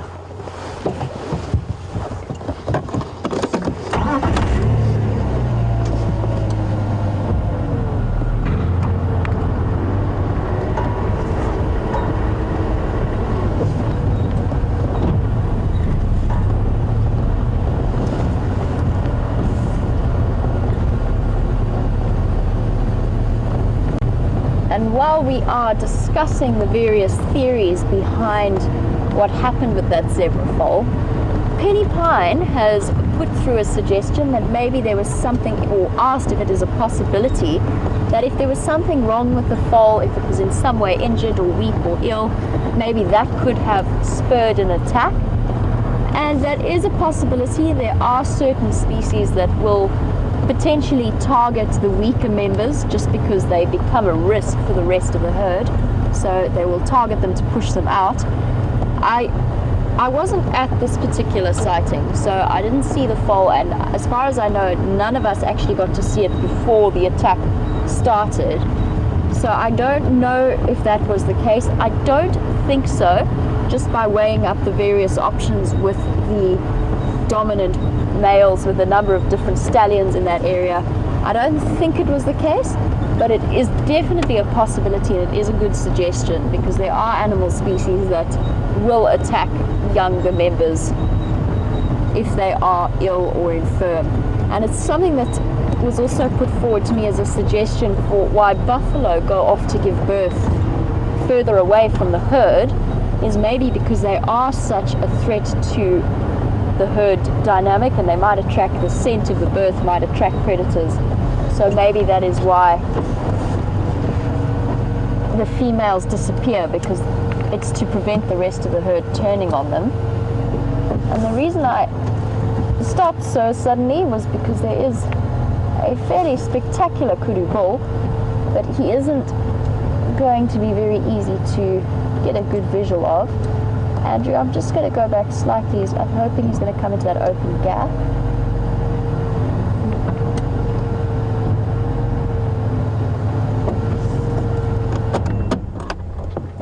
Let's just see if he comes through. Nope, he's decided to... Oh, here he comes.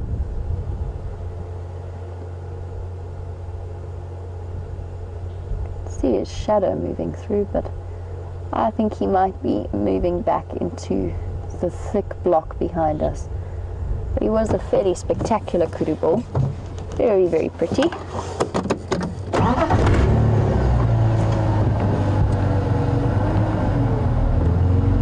So, lots of questions around the part of the animal behavior that we saw earlier this week with that zebra.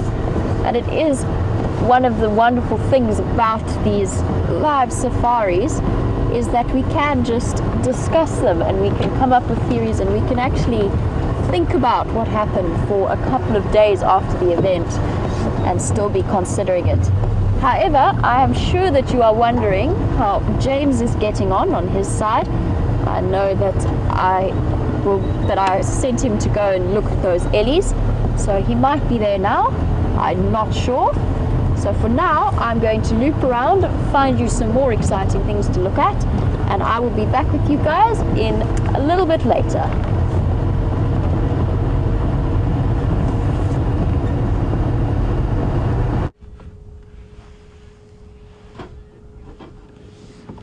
Hello and welcome back to Jiga, everybody. You find us dust blown, wind blown, and I have cold legs. But we're about to approach Gowrie Waterhole, where there is a herd of elephants. I'm hoping they're still there. Nikki Austin says they are still there, so with any luck we'll be there in roughly 5 seconds. Well, maybe 10. Give me 10 seconds, then we'll be there. Oh, there they are. They're having a drink. And probably just about stopped having a drink. Looks like they might be moving off. But that's fine. We've got them. Marvelous. I'll just quickly stop here. There they are. Beautiful herd of elephants. And so interesting, you know, they refuse to drink out of this muddy, foul water when there's a freshly pumped little water hole up at the top there, and that's what they're trying to drink out of now. Right, so that's the establishment of where they are, and now we'll just pop across. We're at Gowrie Waterhole, for those of you who don't know.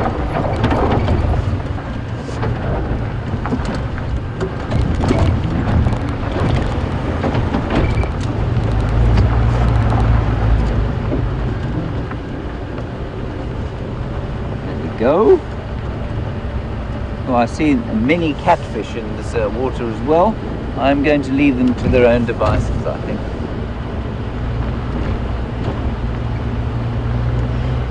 And we had a question about whether a catfish is the same as a barbel.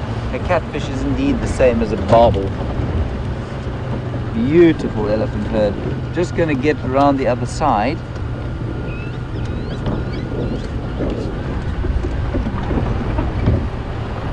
So lucky with elephants in the last few days. Wonderful.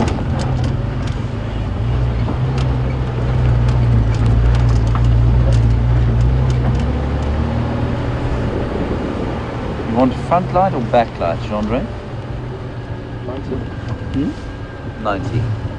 I'm going to put you in over here then.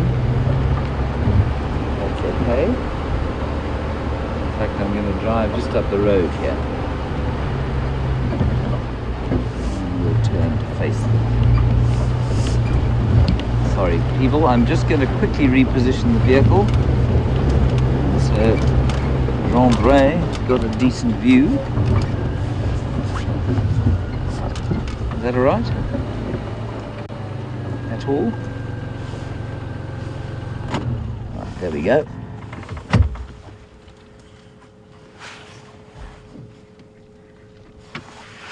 Beautiful. I've so enjoyed my time with these elephants over the last few days. They've just filled me with such a sense of low-felt peace.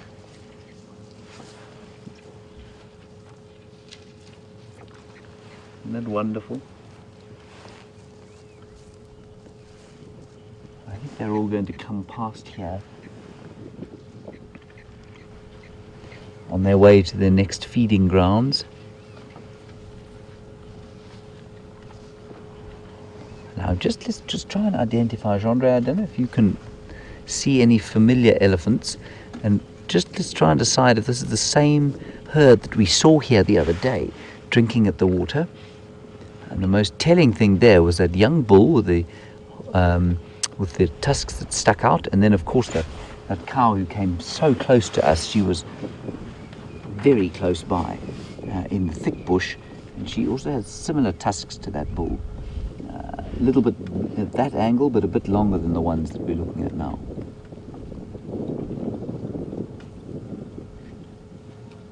She's just checking us out quickly and feeling out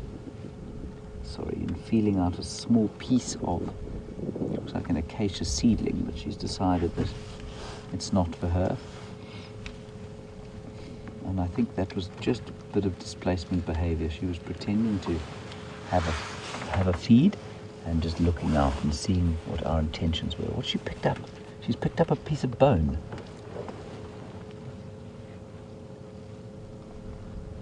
And she seems to be scratching the side of her face with it. Oh, that's wonderful. That is classic displacement behavior. Classic. When you pick something up and fiddle with it, it's exactly what we humans do.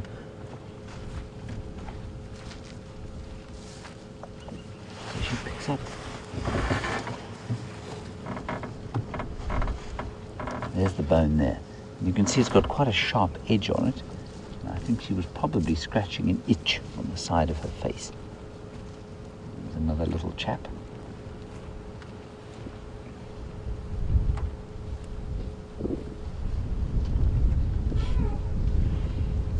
Hear them talking to each other. That's quite irritated shouting. And whoa!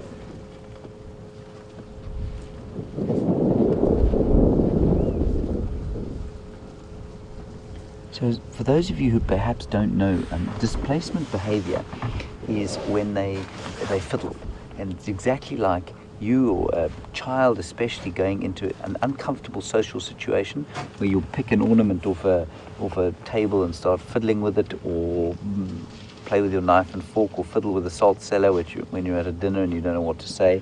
And it's exactly what that elephant did there. She picked up that piece of bone because she was watching us very carefully while she did it, and just kind of saying, well, I'm checking you out.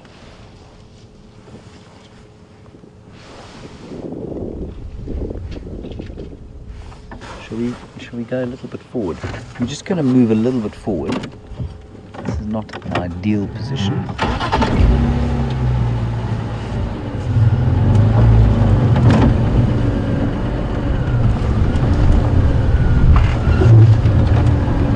Get round over here. I think.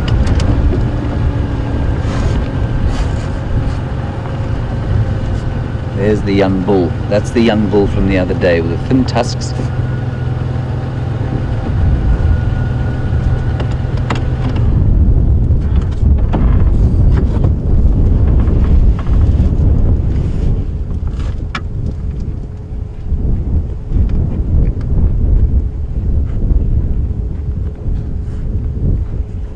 So he was walking at the back of the herd the other day, and he's clearly, I mean, he's still around, but he's very close to the age when he's going to have to leave the herd.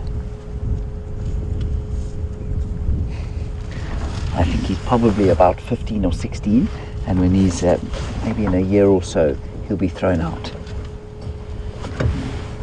Just move a little bit closer down.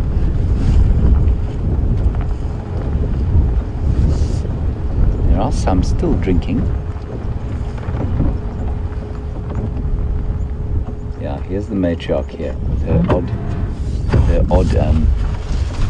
odd tusks. That's a young cow.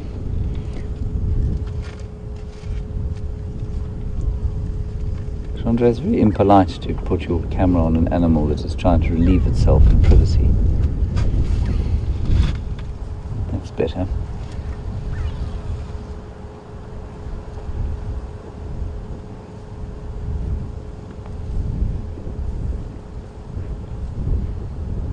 There we go. Oh, you can film her.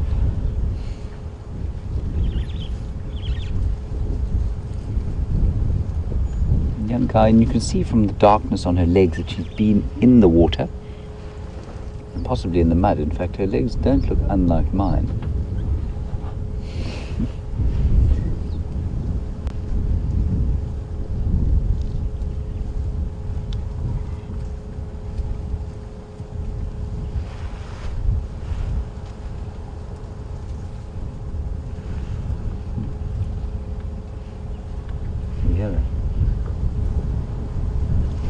It's just the best sound. They've just made that low rumbling sound that we can't really hear. You just get a sense of it almost. It just kind of sort of cuts through you.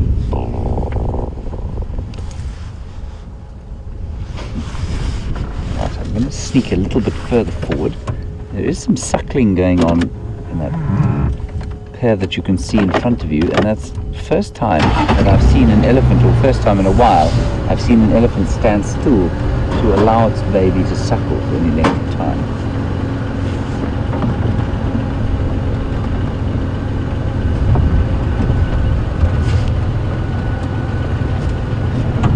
I know this isn't ideal, but I think we're going to stop here. I don't want to cut them off from each other. Richard in Ohio, while we watch those elephants still drinking, you want to know basically how long can an elephant go without drinking. Richard, they can go a few days, but not longer than that. They're highly water dependent. Look at this sweet little thing.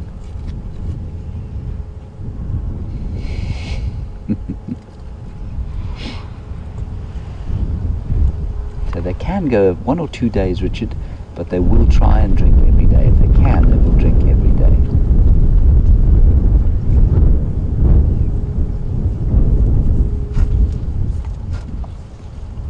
You can see that little one. That's one of those ones that we've seen of late with that wrinkly skin. There are a few of them around. I think this is the original one though, because the mother has got very long tusks. Very long tusks. He's very sweet.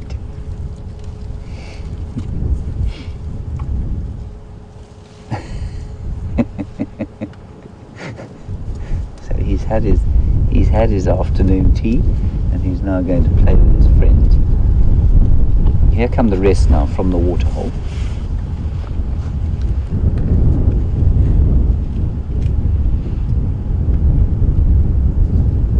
One of them's got one tusk. There's a big cow there with 2 tusks, and she's the one that we got close to the other day. We were in amongst the bushes with the lions, and she came very close by to us with that little one, that youngster. She was very afraid of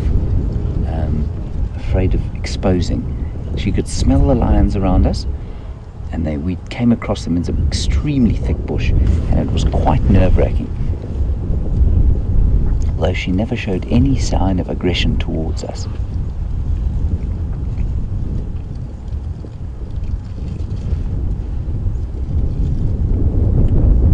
Look at that, that's fascinating. Look exactly what they're doing there. So what she's doing is she's sniffing the urine from the cow and taking some into her trunk, putting it in her mouth, and what that does, remember we've spoken quite a lot about the organ of Jacobson. I'm just going to be quiet while she walks past us here.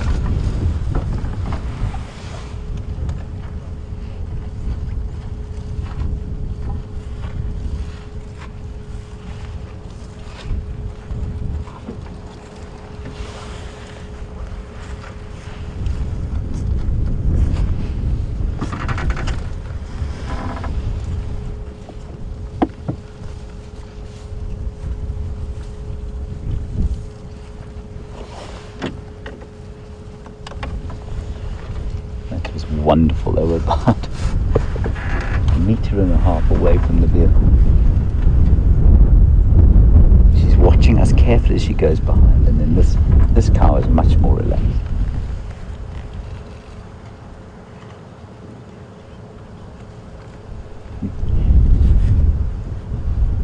Just beautiful to see them in the sun, see them so relaxed. It's just so wonderful.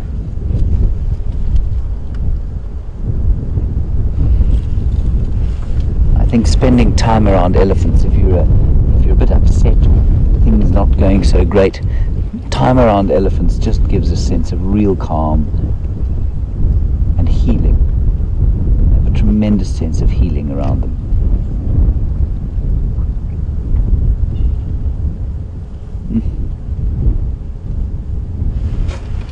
I'll just change directions. Well, we'll probably just wait for her.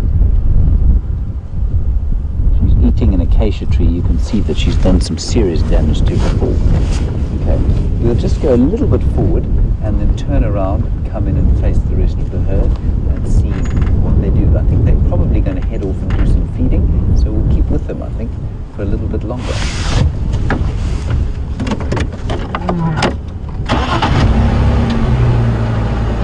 So what I was saying about that that cow who was dipping her trunk in sort of the urine of another one, what they do is they dip it in, they put it in their mouths.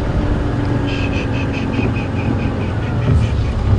didn't like it that we snuck behind her. She's okay though. So we'll just do a quick loop around here. And there's an organ called the organ of Jacobson, which we have a vestigial form of, and which most animals, including the reptiles, especially snakes and lizards, they use it extensively. And the organ is just kind of it's below the it's not part of the normal nasal sensory system, and it picks up liquid signals, and it only is accessed through the soft palate, through the back of the mouth, and that's why she put her trunk in her mouth like that. And often bulls do it in order to test for whether a female is ready to breed or not. Not sure why that female would have done it. She's scratching her foot there.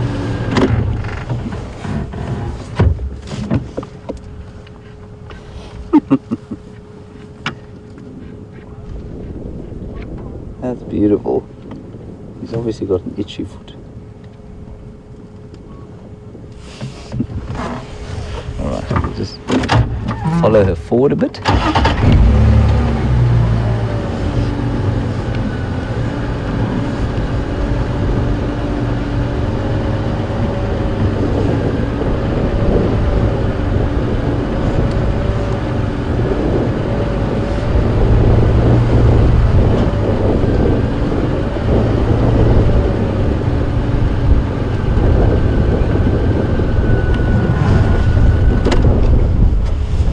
Those two old cows.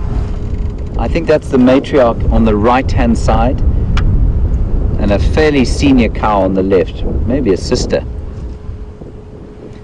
Question from Teresa in London: have I ever seen elephants mating? Teresa, I have, once or twice, not very often. It's quite a process, I must tell you. Elephants can't jump, of course, and so for him to mount the female, she's almost got to back into him, and that's obviously what she does. So it's very much up to her in many cases. If she wants to stay away from him, she can try, and they can run away from the bulls. But the bulls, the female has to be almost completely acquiescent. She has to reverse into him in order for her him to be able to mount her properly, because they're not jumpers. It does look like quite an awkward process, I must say.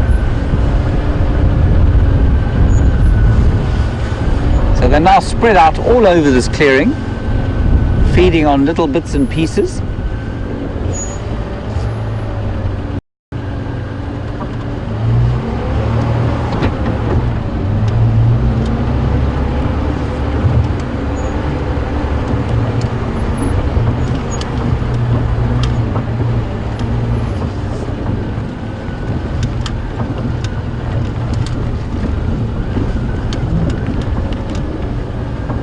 Look at that little thing there.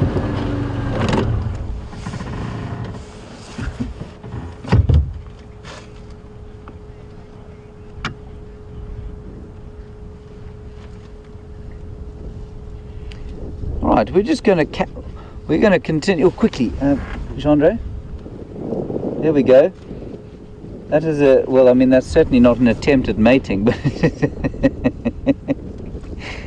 what that is a dominance display, and they're just two youngsters who are horsing around. Isn't that wonderful to see? That's called bullying, that is.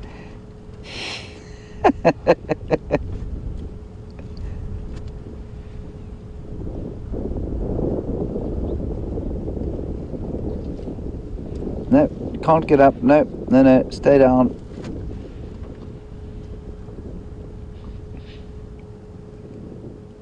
That little one on the ground will start to shout fairly soon if he's not allowed to get up.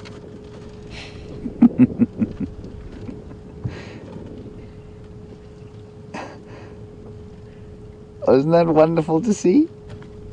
Oh, he's so cross now. He's bashed his big mate in the backside, but it's not going to help. Big mate is now ignoring him.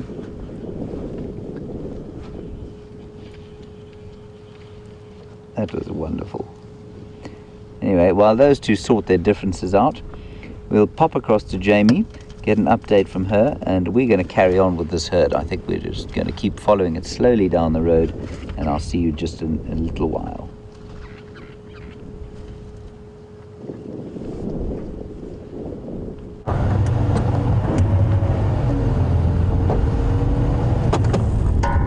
So guys, some wonderfully playful elephants with James. Very, very exciting. I hear that they've been playing up for your entertainment. So interesting afternoon. Just to let you know what I've been up to.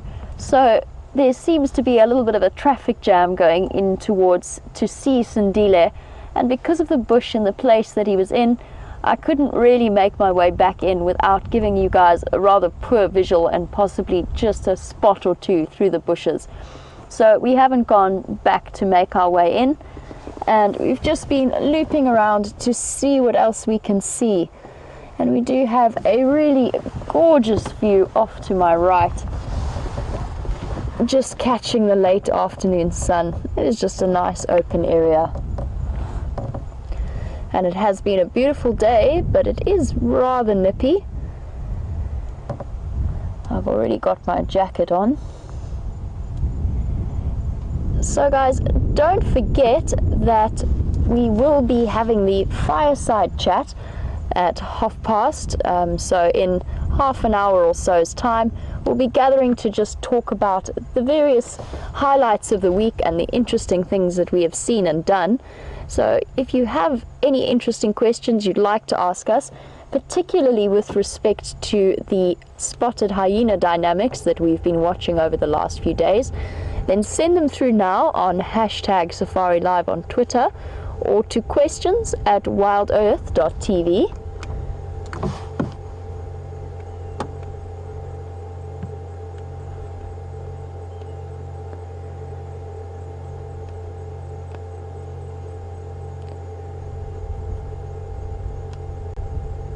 So I just want to sit for a moment and really enjoy this stunning view of the Sabi Sands in winter. So we'll sit quietly and just drink in the view and what we're seeing.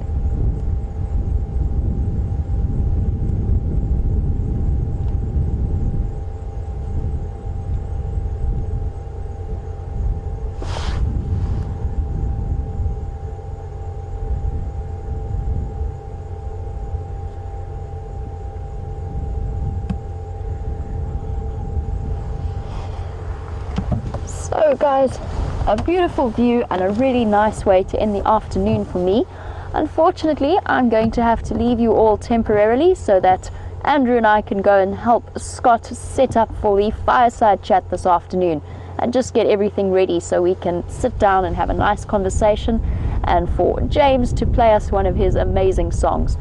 So once again, a big thank you to the Art Fark on camera, and thank you to Nikki and Kirsty and FC and Eugene and Alex for all their tech genius work.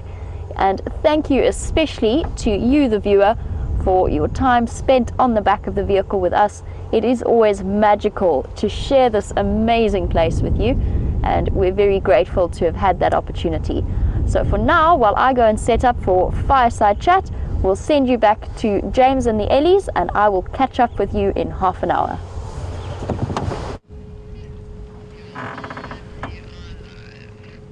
Hello everybody, welcome back to Jiga, and we are just in a slight quandary as to where to move. The elephants are about to disappear into something akin to the windy, impenetrable forest, but we are going to attempt to follow them. It's very beautiful down in that drainage line. It's just a question of getting into it, that's the issue.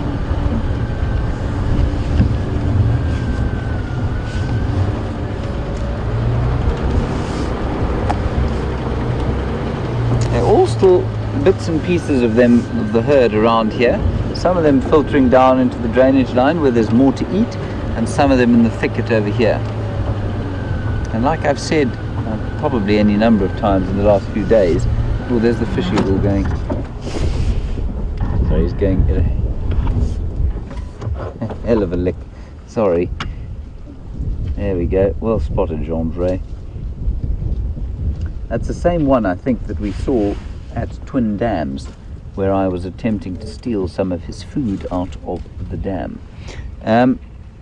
So we don't see them a lot in the clearings at the moment because obviously the grass is so denuded of nutrition, and so they will generally be in thick bush, often around water, and that's basically where we're finding the elephants at the moment. In thicker bush, obviously, there's more for them to eat by way of bark and twigs and roots and things like that, and that's of course what they're after at this time of the year. Rondre, shall I just go a little, I'll sneak a little bit around there, we might get those ones there.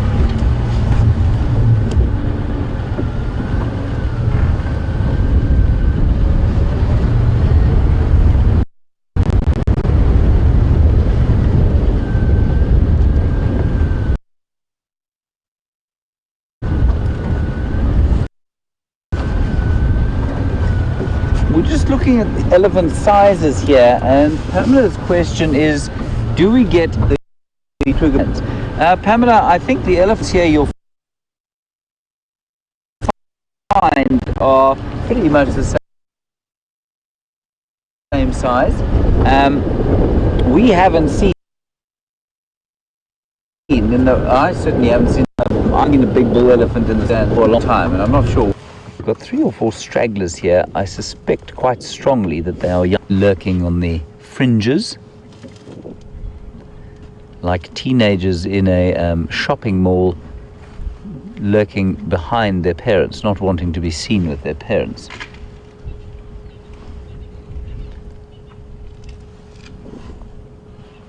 Chewing on a stick, trying to be cool.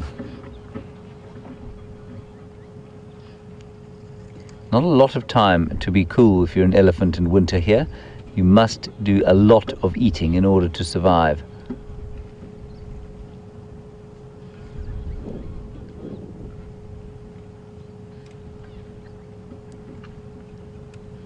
Let's just try and get a sense of the sound.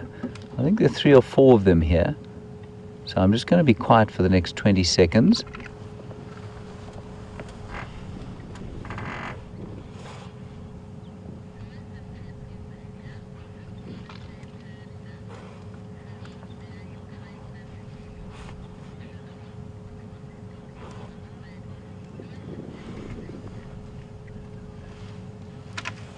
Hello, Joyce in Pennsylvania. I bet the area where you live is a little different to the area you're looking at now. You want to know, is there a very pregnant elephant in this herd? Joyce, you know, I've watched 3 herds over the last few days, and there's been a pregnant one in all of them, so I'm not sure exactly.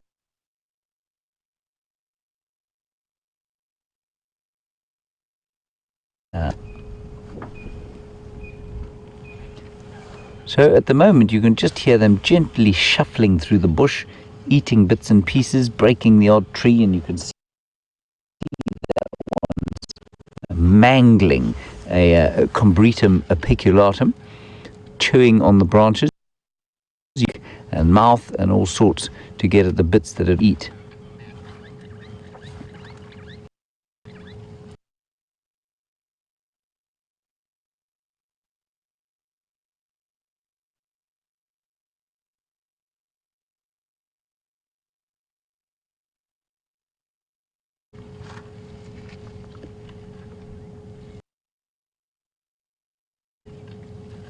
Now you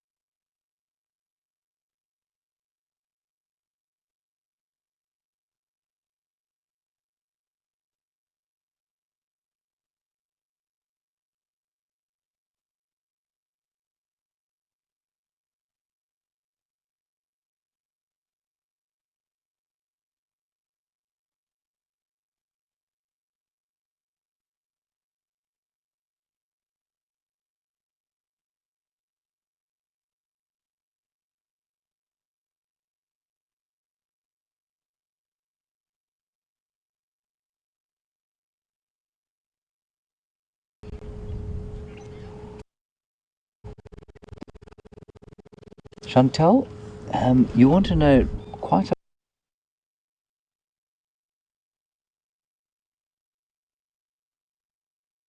and I think she was about 15 years, and by experiments I don't mean harmful ones, ate about 150 and produced about 100 kilograms.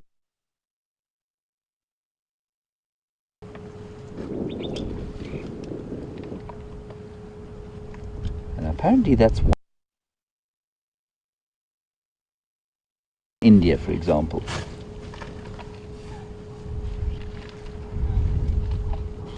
So I'm in the middle of an enormous tome. Every morning I have a little read of it of African history, and apparently elephants were in huge demand in Egypt. We know that Hannibal from Carthage in North Africa used to buy elephants for the army, and they used to be used quite a lot in cavalry by various armies in North Africa. So they're not totally undomesticatable.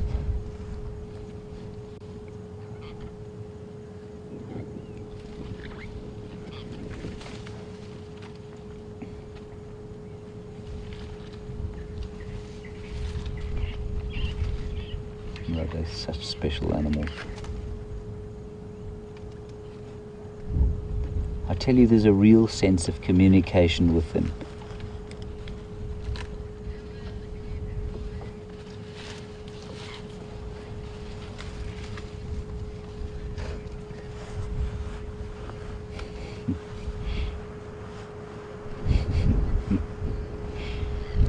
A question from young Cameron, aged 5 in Ohio. Cameron, you want to know, will little elephants play with little animals of other species, say maybe giraffe, because they're both big, and so why wouldn't they play with each other? Cameron, you know, they've got so many friends of their own within the herd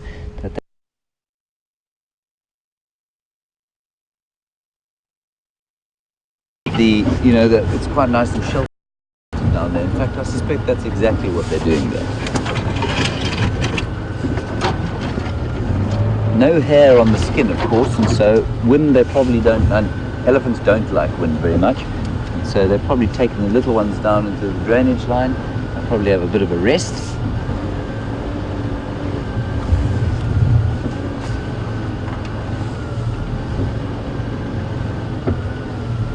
Particular angle you'd like, Jean-Dre?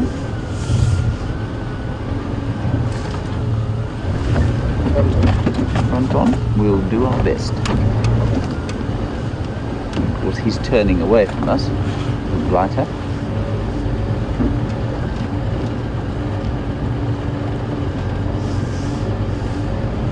The third bull went. There was definitely a third bull in here. There are a few more through there. Just see them.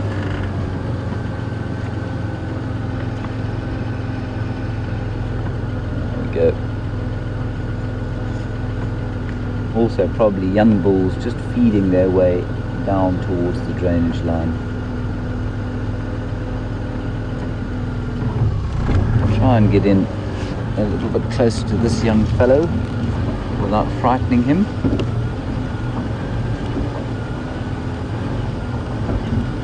Tend to like it too much when you sneak up behind them. Just relax, fellow, just relax. You carry on.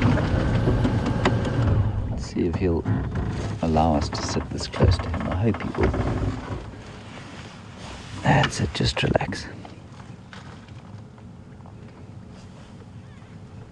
So I was just saying how elephants, they communicate in ways that are almost impossible to define. You get a real sense from them. You get a sense of whether they're happy or unhappy. You get a sense of whether they're feeling uncomfortable, like you don't with other animals. And this elephant, I think, is semi-comfortable. And he's got a nasty little scratch on his back there. You see that? Chandra, I think that's from that nasty friend of his who's, I think he did that now, scraped it, just took the top of the skin off. That's exactly where he was hit by the long tusks of that other young bull. They're nasty.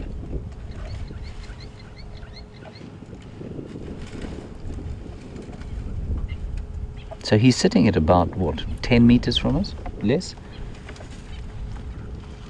And he's now just managing to relax. So I wanted to get around the front of him, but I think we'll just sit at this distance and see what he does first.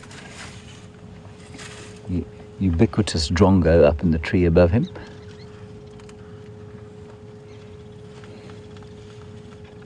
Oh, that used to be a little knobthorn tree. Now he's listening, not to us. He's not listening to us at all. He's been summoned.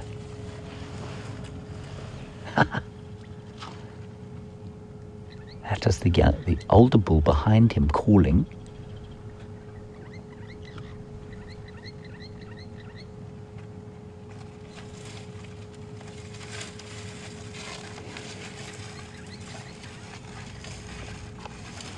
I think the matriarch has called them.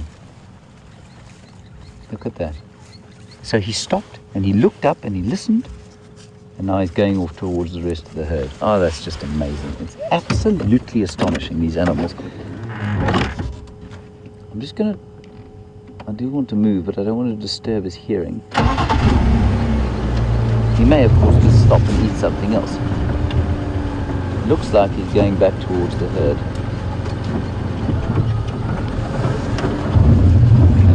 Going to try another piece of combretum bush. No, there he goes. Those behind us aren't moving, and this youngster, he's now running towards the herd.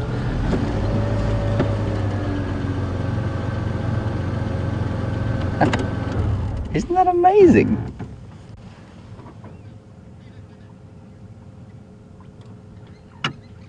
That is just astonishing. And the older one, is in typical oldest teenager style, has obviously decided that he's staying back. And he answered. He definitely made an answer.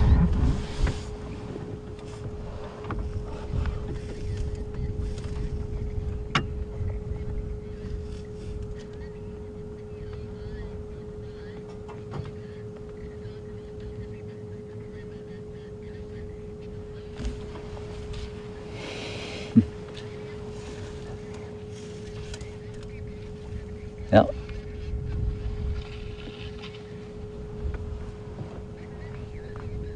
So, some lovely information there from Patty in Michigan. Thank you, Patty.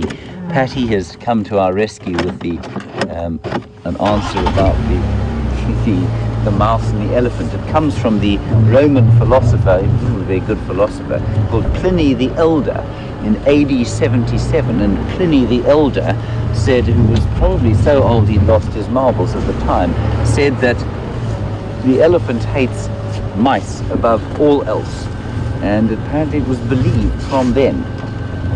Absolute rubbish, Pliny. Not sure how many elephants you actually ever saw. Thanks for that, Patty.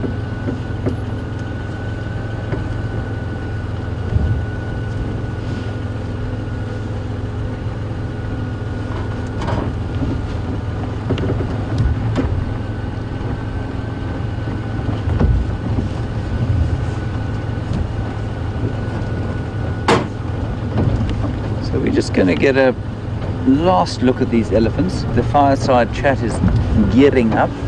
I'm sure the fire is lit. And Jamie and Scott are probably warming themselves. It's got quite chilly, especially if your pants happen to be covered in muck from the Twin Dam cesspit.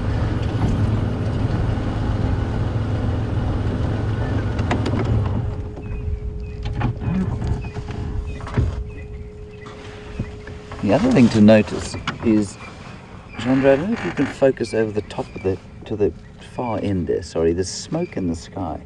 You see that? That there. There's some cloud below, but there's a lot of smoke as well. And I wonder if some of the fires haven't been lit. You know that we're really heading into fire season now. It's not necessarily a bad or dangerous thing in this area.